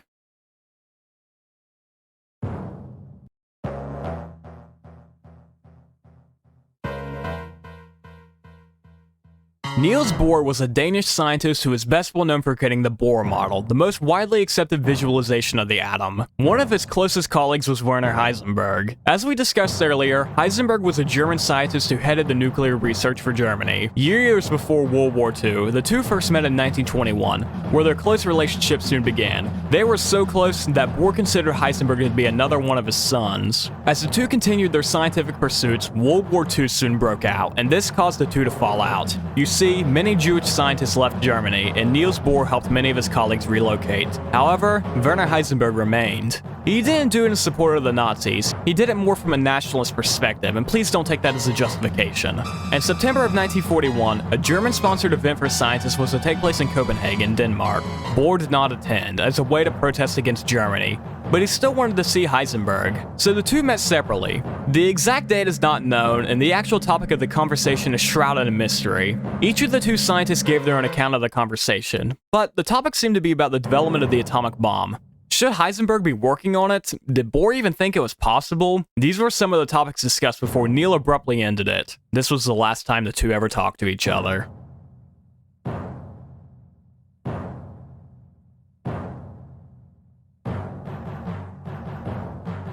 In January of 2009, Polish authorities discovered a mass grave of 1,800 bodies. The site was found in Malbork, Poland, and after studying the remains, they were determined to be German civilians. 30 of the bodies had bullet wounds, but the rest looked virtually untouched. Well, save for the fact all their personal belongings were removed, making identification virtually impossible.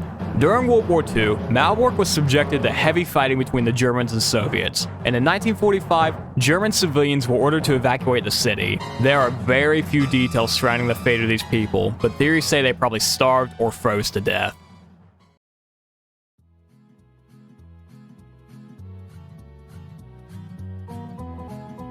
And here we are, at the very bottom of the iceberg, the last entry, and it refers to another Japanese war crime. This one took place on Bangka Island, which is in Indonesia. Following a fight in Singapore, the Weinerberg was loaded with injured personnel and nurses. The ship was sunk, and all the survivors swam to or washed up on Bangka Island. In total, there were 60 men and 22 nurses. They soon surrendered to the Japanese. Once again, if you want to skip the graphic details, there will be a time on the screen where you can go to avoid them. The men in the group were lined up and immediately machine gunned by the Japanese, but the women had a worse fate. They were all sexually assaulted before they were forced to walk into the sea, where they were also gunned down. Only one of the nurses survived this encounter, and her name was Vivian Bullwinkle. However, Vivian was ordered to stay quiet about the massacre on Bangka Island by the Australian government. She did speak about it at the Tokyo War Crime Tribunal in 1947, but this brought very little attention into the incident. It was only in 2019 when researchers dug into the Bangka Island massacre that the truth was uncovered. The perpetrators were unknown, and therefore, they avoided any consequences for their crime. Well, 111 entries later, you should have a pretty good understanding of all the mysteries and obscurities surrounding the deadliest war of all of mankind. But throughout my research, and just thinking about World War II as a whole, I thought, come on, that can't be it. And I was right. As I was writing for the script for this, I began to think of additional entries that deserved a spot on the iceberg, and the list continued to grow and grow and grow, and I ended up with 39 additional entries. I tried to divvy these into two tiers, with the more known stuff in the first and the lesser known in the second. So, let's move from the bottom of the iceberg into the crust of the earth.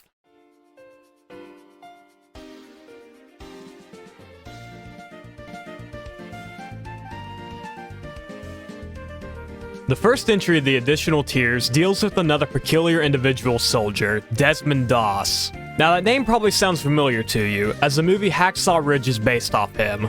Desmond Doss enlisted into the army after Pearl Harbor was attacked, but there was a catch. He refused to carry a gun, instead wanting to be a combat medic.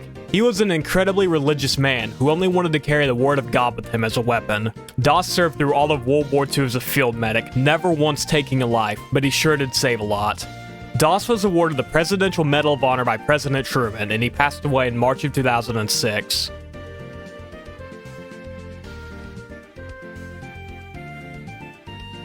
Alan Turing was an English mathematician, logician, and computer scientist who played a pivotal role in creating the first computer.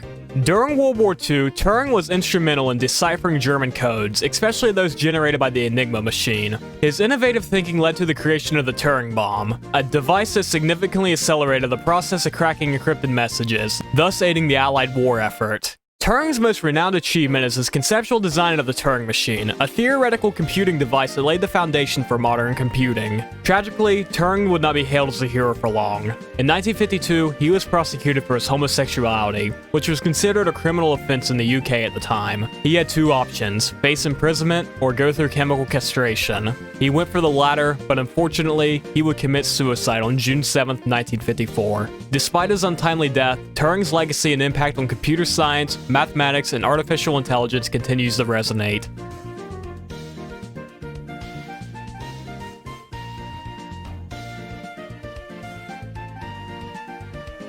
In the year of 1942, the Polish 2nd Corps were moving through the mountains of Iran when they discovered a brown bear cub. They decided to bring him along on their journey to Italy, and they named him Wojtek, and they gave him the rank of private. Now, Private Wojtek wasn't just a pet, he was a full-fledged member of their unit. He often participated in their daily routines and even learned to salute when greeted by officers. Wojtek was fed fruit, marmalade, honey, and syrup, and was often rewarded with beer, which was his favorite drink. He later also enjoyed smoking or eating cigarettes, as well as drinking coffee in the mornings. At night, he would sleep with the soldiers to keep them warm. Wojtek's most significant contribution came during the Battle of Monte Cassino in Italy in 1944. The Polish 2nd Corps, which included Wojtek, was tasked with capturing a heavily fortified German position on Mount Cassino. The soldiers had to transport ammunition to the front lines, and Wojtek helped them by carrying crates of artillery shells on his back. This story spread, and Wojtek became the subject of various propaganda campaigns. After the war, the bear was sent to the Edinburgh Zoo in Scotland, and he became popular amongst the locals. Many members of his former unit came to visit, and Wojtek immediately recognized them.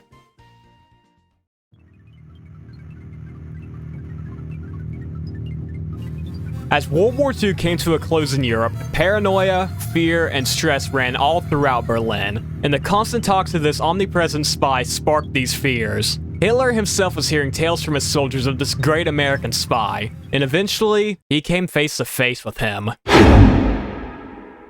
Okay, he's not really a spy. This is Kilroy, and he was no more than a drawing. As Americans moved through Europe and later the Pacific, they drew Kilroy in anything they could find to let other Americans know they were in the area. Kilroy originated at a shipyard in Quincy, Massachusetts. He was a real person who would inspect ships and leave a checkmark on it if it passed inspection. This led to the sailors there receiving a bonus, but they would soon remove that checkmark, so that another inspector would run through the checks again, basically paying the soldiers twice. The real Kilroy found out about this, and he began to draw the little guy on the ship, so it was harder to remove. Since it was hard to remove, these ships would keep him on, and once they went to the European dockyards, the soldiers stationed there saw Kilroy and adopted him.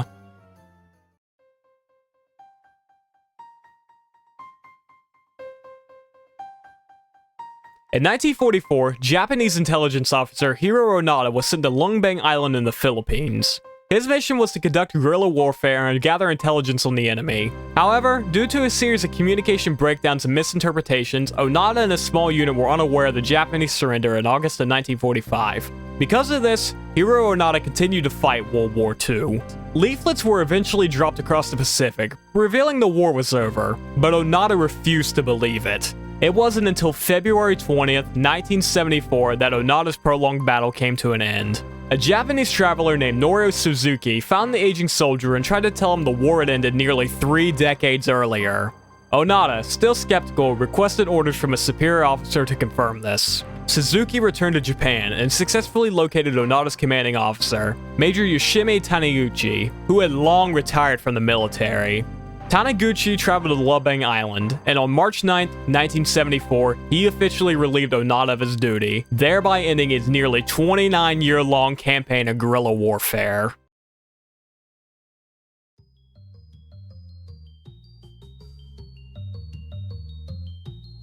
World War II had several remarkable and sometimes record-breaking soldiers. The first one we will discuss is the White Death, and I'm sure a lot of you know about him, so I'll keep it kind of brief. Before World War II, Simo Haya was a simple farmer and hunter, but as the Winter War began, he took up marksmanship. In under 100 days, Simo Haya killed upwards of 550 Russian soldiers, making him the deadliest sniper in all of human history. And he did this all using a bare-bones rifle. He knew the glare of the scope might give his position away, so he opted to use iron sights. He also packed snow into his mouth so that his breath wouldn't give him away. Unfortunately, 11 days before the Winter War ended, the White Death was caught. A Soviet soldier found him and shot him in the jaw, landing him in a coma for 11 days. He awoke as the peace treaties were being drawn up with half his face missing, but this didn't slow Simo down. After fully recovering from the gunshots, he retired and lived to the ripe old age of 96. The other sniper I'm going to discuss is Lyudmila Pavlichenko. In 1941, she enlisted with the Red Army as one of the few female snipers. She also racked up an impressive kill count, crossing out over 300 German soldiers. She fought in key battles such as the Siege of Odessa, the Battle of Sevastopol, and the Battle of Stalingrad. After the war, Pavlichenko completed her education, obtaining a degree in history from Kyiv University.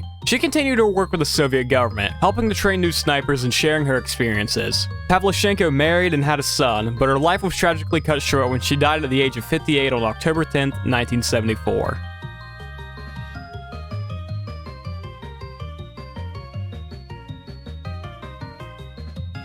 Throughout World War II, Switzerland remained neutral. Now this is incredibly surprising, especially when you look at it on a map. It's right in the middle of France, Germany, and Italy, who were all major players during World War II. But just because the Swiss didn't enter the war didn't mean they weren't ready to fight. Well, they were ready to defend. The Swiss built forts all along their borders in preparation for the worst, but if it got even worse, this is where drastic measures were going to be taking place. If Switzerland were to be invaded, the entire country was rigged to blow. Bridges and roads were to be destroyed in case of an invasion, making it near impossible to further an enemy advance. The World War ended without Switzerland needing to self-destruct.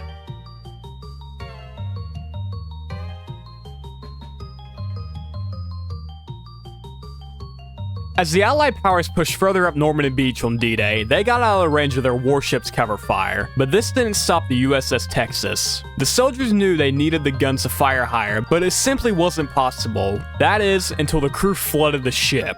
It took in a lot of water, causing it to tilt upwards, and therefore giving the gun more range.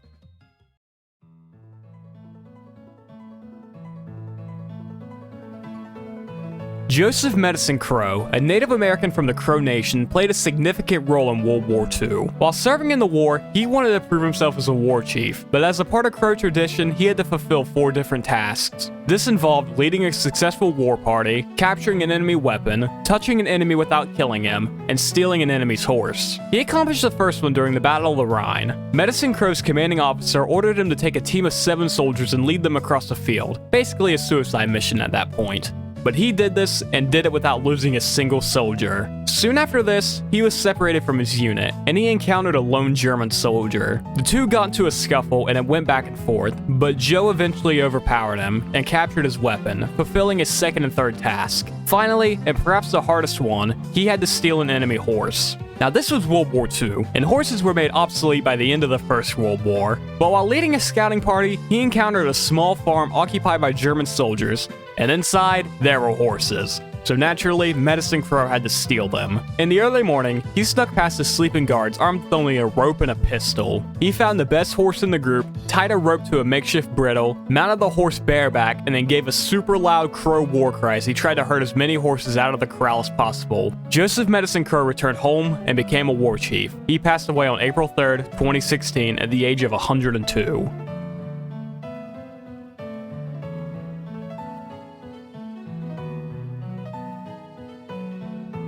During World War II, the US military sought a secure and efficient means of communication that the enemy couldn't decipher. Recognizing the complexity and uniqueness of the Navajo language, which had no written form and was unfamiliar to non-Navajo speakers, the Marine Corps turned to them for assistance. Approximately 400 Navajo men were recruited and trained as code talkers. They underwent rigorous training to become proficient in using the code, which involved translating English military terms into Navajo words. These words were then used to represent military equipment, tactics, and locations. They were deployed across the Pacific, and they used their skills to communicate vital and undecipherable information to the Allied soldiers. Despite the pivotal role they played, the Navajo Code Talkers' efforts remained classified and largely unknown. In subsequent years, the Navajo Code Talkers received numerous honors and accolades for their service. In 2001, they were collectively awarded the Congressional Gold Medal, one of the highest civilian honors in the United States.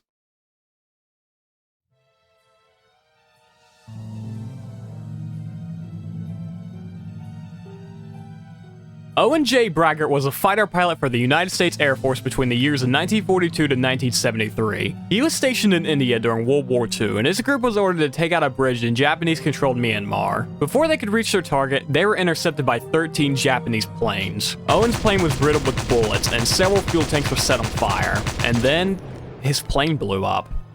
But this didn't stop Owen J. Braggart. He and his crew parachuted from their plane, but as they fell, the Japanese pilots shot at them, which is a major war crime violation, but that's nothing new for Japan. The Japanese pilot opened his canopy to see if the parachuters were dead, and Owen took his chance. He drew his M1911 pistol and fired 4 shots at the pilot, and he must have hit him, as the plane soon went towards the ground. Now, Japan states they lost no planes during this action, but regardless, the pilot backed off, whether from fear or because he had just been shot. Owen Braggart landed on the ground, and was immediately captured by Japanese soldiers. He spent the rest of the war in the Japanese prison, but survived and was soon liberated.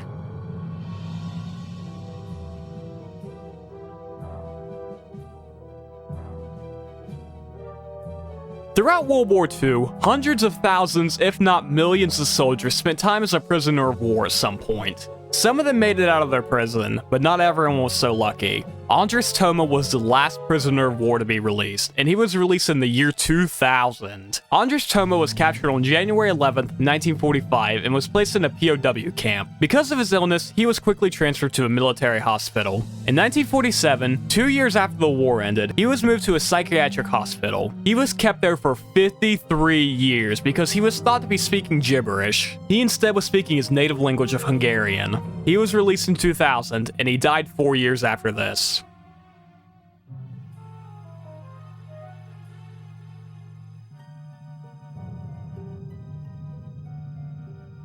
This entry refers to the fact that America almost had 4 presidents die in World War II. We discussed George H.W. Bush way back in like Tier 3 with the Chickajima incident, when his plane was shot down and he was almost eaten. But Lyndon B. Johnson was another president who almost died. LBJ did not see active combat during the war, as he was an intelligence officer who sometimes went on bomber runs to watch the action. Before the Wabash cannonball the B-26 he would be riding on took off, he had to use the restroom. When he finished, he returned to the plane to see a fellow observer, Francis Stevens, took his spot. LBJ shrugged this off and went to another plane, and that saved his life. Later in the day, the Wabash cannonball was shot down, and the entire crew was killed. The third president who almost died was Gerald Ford. Ford joined the US Navy soon after Pearl Harbor and was stationed in the Pacific. On December 18, 1944, Gerald Ford's ship was one of the many that was struck by the Typhoon Cobra, a massive storm that destroyed many ships, injured hundreds of soldiers, and killed 790. And Gerald Ford could have easily been 791. Finally, the last president to have almost died in World War II is JFK. On August 1st, 1943, JFK had his patrol boat rammed by a Japanese destroyer, completely cutting it in half. 5 sailors, including Kennedy, clung to the ship's debris, and they swam to a nearby island. The small band of soldiers spotted 2 island natives, and they discovered they were working with the Allied powers. JFK carved a plea for help onto a coconut and gave it to the natives to pass along. On August 8th, a week after sinking, JFK was rescued, and he received the Purple Heart for his bravery.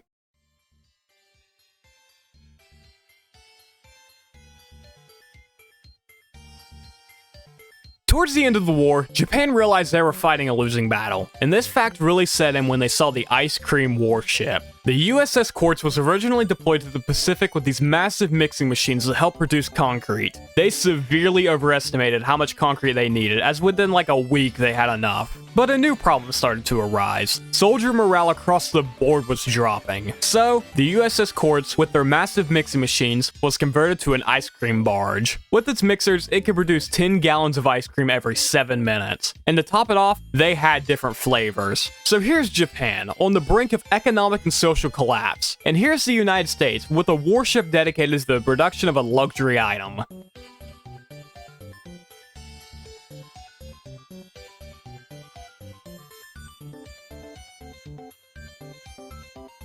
You all might know Christopher Lee as the guy who played Count Dooku, or Saruman, but way before any of this, he served in World War II. He was an intelligence officer that worked with the Royal Air Force, and after the war ended, he used his skills in language to track down Nazi war criminals. Now we'll discuss Ian Fleming, and if that name sounds familiar, good. It should, because that's the guy who created James Bond. Fleming said he based James Bond off the exploits of his step-cousin, and guess who his step-cousin is? That's right, Christopher Lee. But to continue with this film career, while playing Saruman, his character was stabbed. Peter Jackson gave him advice on how to act, and he had this to say. About what sort of sound he should make when he got stabbed. I seem to recall that I did say to Peter, have you any idea what kind of noise happens when somebody's stabbed in the back? And I said, because I do. Oh, yeah, it's not, I like that. It's because the breath's driven out of your body.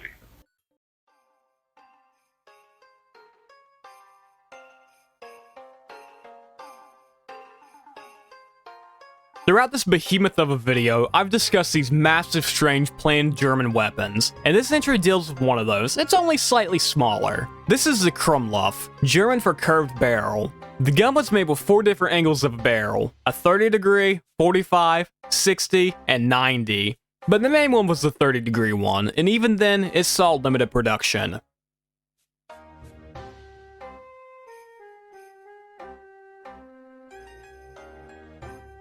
Keeping soldier morale high was a challenging aspect of World War II. To do this, units sometimes put on shows for the entire crew, and a lot of times, they were done in drag. In 1942, the military joined forces with the USO and the American Red Cross to entertain our troops with drag shows. But it wasn't just for shows. At one point, during a dress rehearsal for a future show, sirens rang out, and the soldiers had no time to change, so they ran to their drills wearing drag.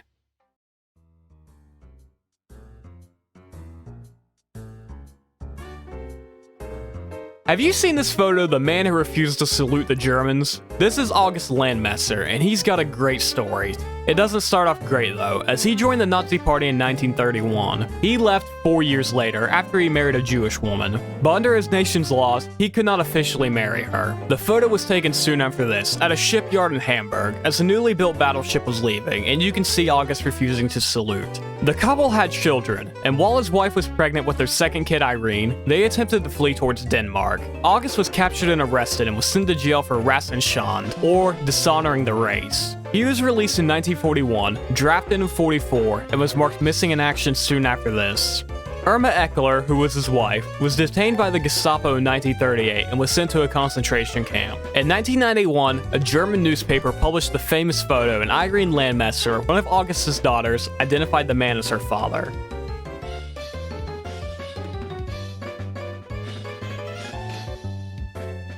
Ivan Pavlovich Sereda served during World War II, but he was never meant to see action.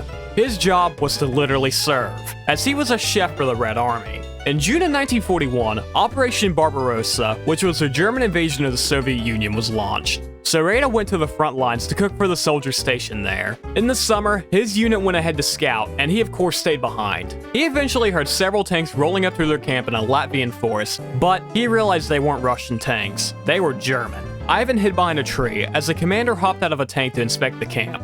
Ivan realized he left his rifle behind, but he instead grabbed an axe and he charged the man. The German got back into the tank, but Ivan didn't stop his charge. He grabbed 2 big pieces of cloth and blocked the tank's sights. He then went ballistic, just hammering away on the tank's machine gun with his axe, while yelling for his unit to return. Now, there was no unit there to hear his pleas, but the tank crew didn't know this. It was just a scare tactic. The machine gun never stopped firing, and combining the heat of the barrel with the force of the axe, it soon bent, rendering it useless. The crew surrendered and soon left the tank, expecting a Russian welcoming party, but there was only one man there with an axe.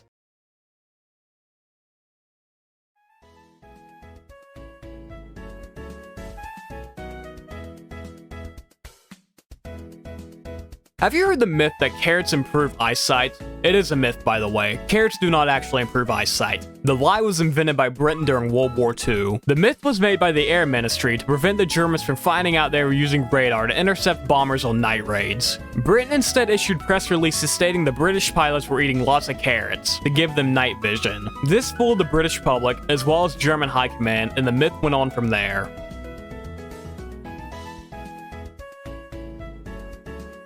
The USS West Virginia was a United States battleship that was stationed at Pearl Harbor during the attack. The ship was struck with several torpedoes, and it sunk into shallow waters. However, this wasn't the end of the vessel. The ship was sent to Washington State, where it was rebuilt. In 1944, it rejoined the fight, supporting the Pacific War effort. Now put yourself in the shoes of Takeshi Meditas, the pilot who sank the ship, and now here it was, like it wasn't even scratched, completely destroying your army. You wouldn't get that from a USS Ohio or a USS Kentucky. That's West Virginia strength, baby.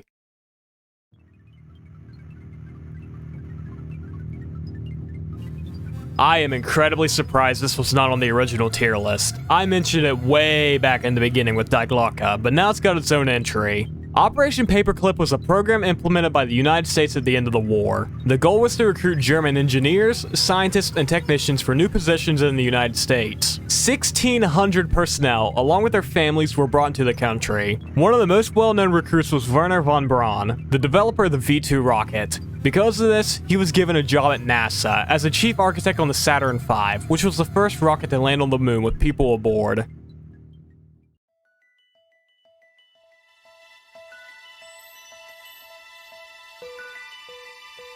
Dogs, man's best friends, especially when they're disarming bombs in World War II. Juliana was a Great Dane who saved her owner from a firebombing incident. One crashed through the roof of their house and Juliana peed on it, rendering it obsolete. For this, she received a Blue Cross medal for bravery. 3 years later, she received a second medal when she alerted customers to a fire tearing through her owner's shoe shop. Her story was only revealed when auctioneers conducted a house clearance at a property in Bristol, and they discovered the second medal, along with a portrait of Juliana.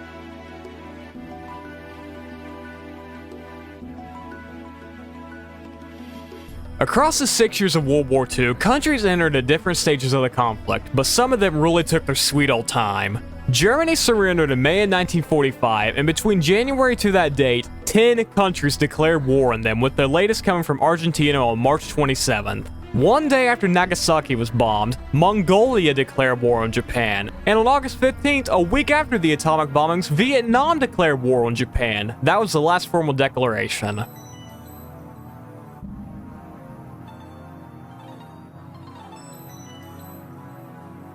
Every country on planet Earth had some contribution to World War II, but this doesn't mean they all fought. Shortly after Pearl Harbor, Honduras declared war on the Axis power, and they helped in the best way they could. They were the world's largest exporter of bananas at this point, so that's exactly what they did. They gave out hundreds of thousands of bananas to the Allied forces.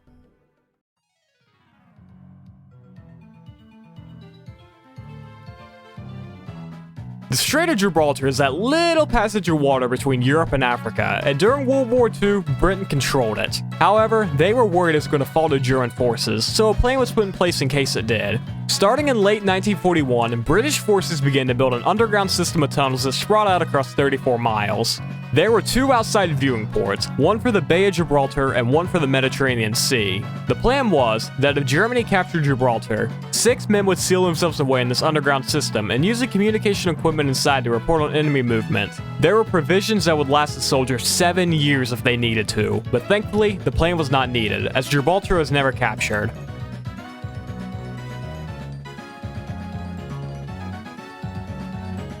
The Swing Youth, or Swingjuden in German, was a rebellious subculture primarily composed of teenagers and young adults in Nazi Germany. The Swing Youth rejected the strict ideology imposed by the regime, and they instead embraced Western-style swing and jazz music, fashion, and lifestyle. They organized secret gatherings in private homes and clubs where they would listen to band music, dance, socialize, and express their defiance of Nazi restrictions. Unfortunately, as the war progressed, the Swing Youth faced increased scrutiny, with many members being arrested, sent to concentration camps, or being drafted into the military.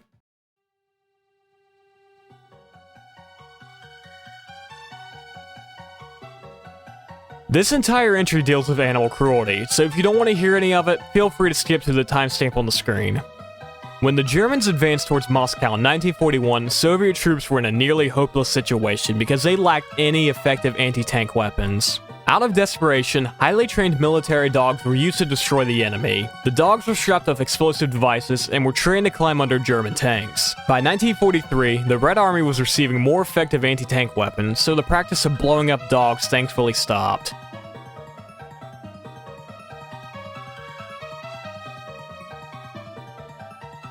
Following Pearl Harbor, the American Congress voted to go to war with an 82-0 vote in the Senate and a 388-1 vote in the House. That one vote against it was Jeannette Rankin, the first woman to be elected into the House of Representatives. She believed FDR provoked Japan into the attack, and she did not want to go to war over this. "As a woman, I can't go to war, and I refuse to send anyone else," she was quoted as saying. Her vote against US involvement in World War II cost her any chance of re-election.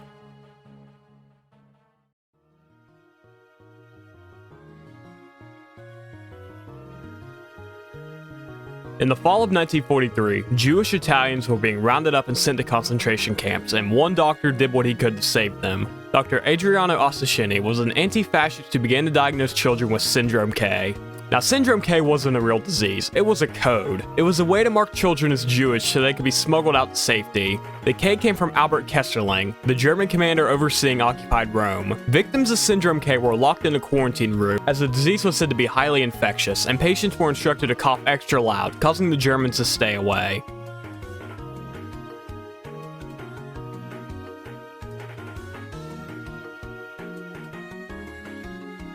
After Hideki Tojo was captured by the United States, he received varying degrees of medical care, including a new set of dentures. Jack Mallory, a US Navy dentist, was assigned the task of creating Tojo a new set. Spurred on by a fellow dentist and roommate, George Foster, he was encouraged to write a message onto the fake teeth: "Remember Pearl Harbor." But knowing it would be discovered, they wrote it in Morse code. Mallory wanted the prank to be kept secret, but a colleague mentioned it in a letter home. Eventually, the story came back to Mallory's superiors. While he expected the worst, he recalled his supervisor laughing, saying, "That's funny as hell." Mallory was shocked by the response, but was still ordered to remove the message. 3 months after Tojo received his new teeth, Mallory had him woken up under the pretense of emergency work needing to be done on his dentures. Without the former prime minister even knowing it was there, Mallory was able to grind down the code. Jack Mallory never received any form of reprimand for his prank, and he returned to the United States in 1947. He set up his own dental practice and ran it until his death in 2013.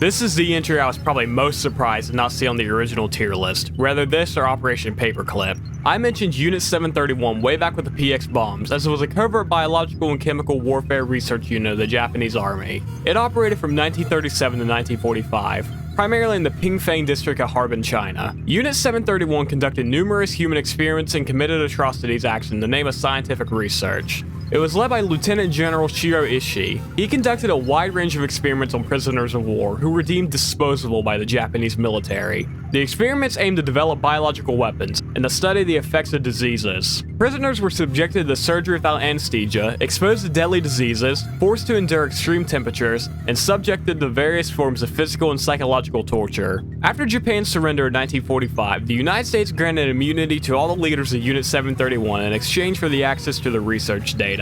This decision was driven by the desire to obtain valuable scientific knowledge and gain an advantage in the emerging Cold War. It's basically the Operation Paperclip of the Pacific.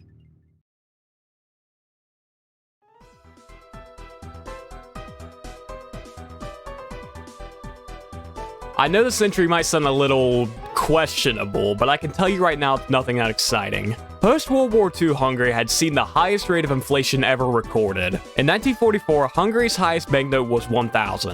By 1945, it was 10 million. And the highest value, in which it peaked in 1946, was this number. That's 10 with 20 zeros. A special currency was created, the disapearing, Hungarian for tax pingo, and the value only continued to, what's the opposite of skyrocket, like skyrocketing towards the ground, like a SpaceX launch. Hungary was receiving daily updates via radio of the value of their money. By late July, one disapearing equaled this big number, 2 sextillion pingos. Then in August, the pengo was replaced by the forint. 1 forint was equal to 400 octillion pengos. Humans can't comprehend how tiny that number is, so let's simplify it. Basically, the prices of anything in Hungary were doubling every 15 hours for roughly 2 years straight. If you were to have added the value of every single Hungarian pengo, it would have been equal to 1/1000th of a United States cent.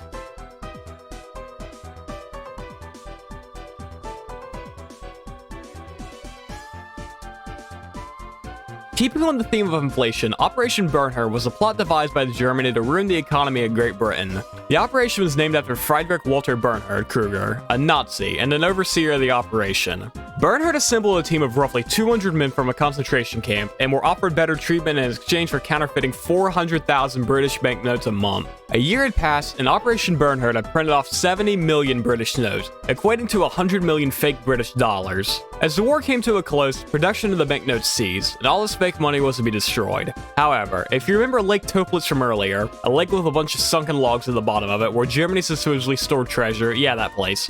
While no treasure there was found, some of the fake money was. $72 million worth of fake British banknote and a printing press were discovered and seized.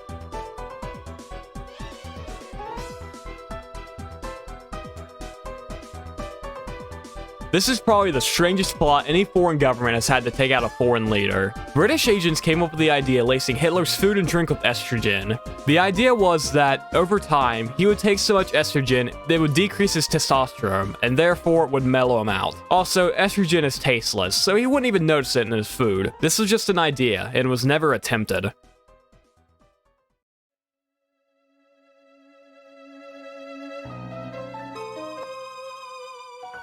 As we discussed throughout the Iceberg, the Nazis had somewhat of an interest in the occult, but none more so than Heinrich Himmler. Heinrich Himmler began to hand out these things to all his SS soldiers. This is the Totenkopfring, German for death rings. These things were insanely important to Heinrich Himmler. If an SS member was to leave the organization, they would have to return the ring. But even more surprisingly, if an SS soldier were to die in battle, the ring's retrieval was treated as a top priority. Apparently, I've used that word a lot, Himmler believed that since the rings were packed full of runes, it would absorb the energy of the fallen soldier. At the end of the war, Himmler had all the rings blast sealed into a mountain under the Wewelsburg Castle.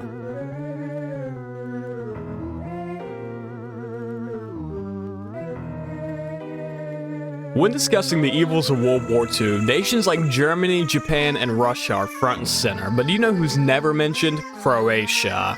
The Ustaša were an ultranationalist death squad that roamed Croatia and killed anyone they deemed enemies. And these were not clean kills. Eyes were poked out, ears were cut off, and people were fed to pigs. Croatia had several concentration camps, and one was made for just children, at which 2/3 of the people there were killed. Probably the wildest thing they did though was, they ran a corpse factory that was turning the fat off humans into soap. Hitler caught wind of this, and he sent a letter ordering them to chill out. Stop and think about that for a second. Adolf Hitler, the evilest person to ever live, had to tell these assholes to chill out.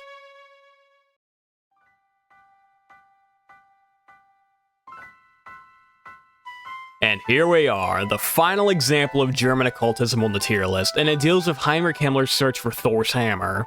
Himmler believed Thor's hammer could be found and weaponized for the war effort, and he demanded Annenbed's team should find all places in the northern Germanic Aryan cultural world where an understanding of the lightning bolt, the thunderbolt, or Thor's hammer, or the flying or thrown hammer exists. This seems to be the only mention of a search for Thor's hammer, and no actual missions were launched to find it.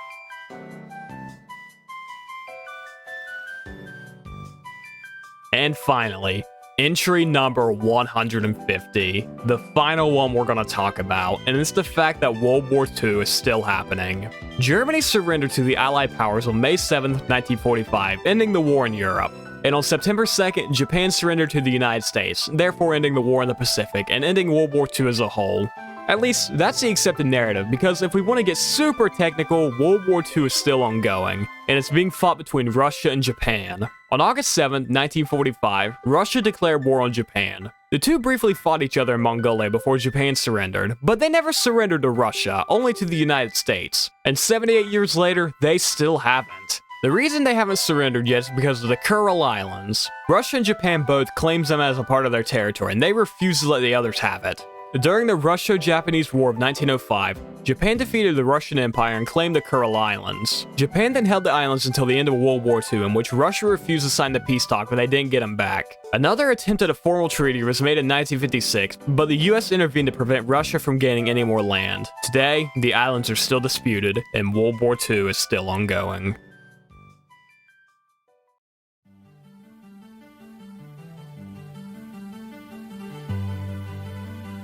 And here we are, 150 entries in what, probably 2 hours later? I don't know, I worked on this thing entirely out of order. This is by far the largest project I've ever worked on, and I hope it was worth it. You now should have a thorough understanding of all the mysteries and obscurities surrounding World War II. But there's even more I didn't cover, but I mean, I'm tired. I'm glad to be done with this. But of course, if you want a part 2 about the guy who called an airstrike on himself, the story of how America worked with the Mafia during the war, more wonder weapons, or any other obscurity I left out, show some love to this video. Also, let me know if I did something you didn't like. Did I spend too long on an entry? Did I spend too little on an entry? Was the background footage boring? Please let me know any complaints you have, that way I can improve on them if I ever make another Iceberg. One last thing, my friends have covered a few entries both to YouTube in their spare time. I'll leave their channels linked in the description, go show them some support. Alright, I'm done talking. Thank you all so much if you stuck it out to the end. Have a wonderful day.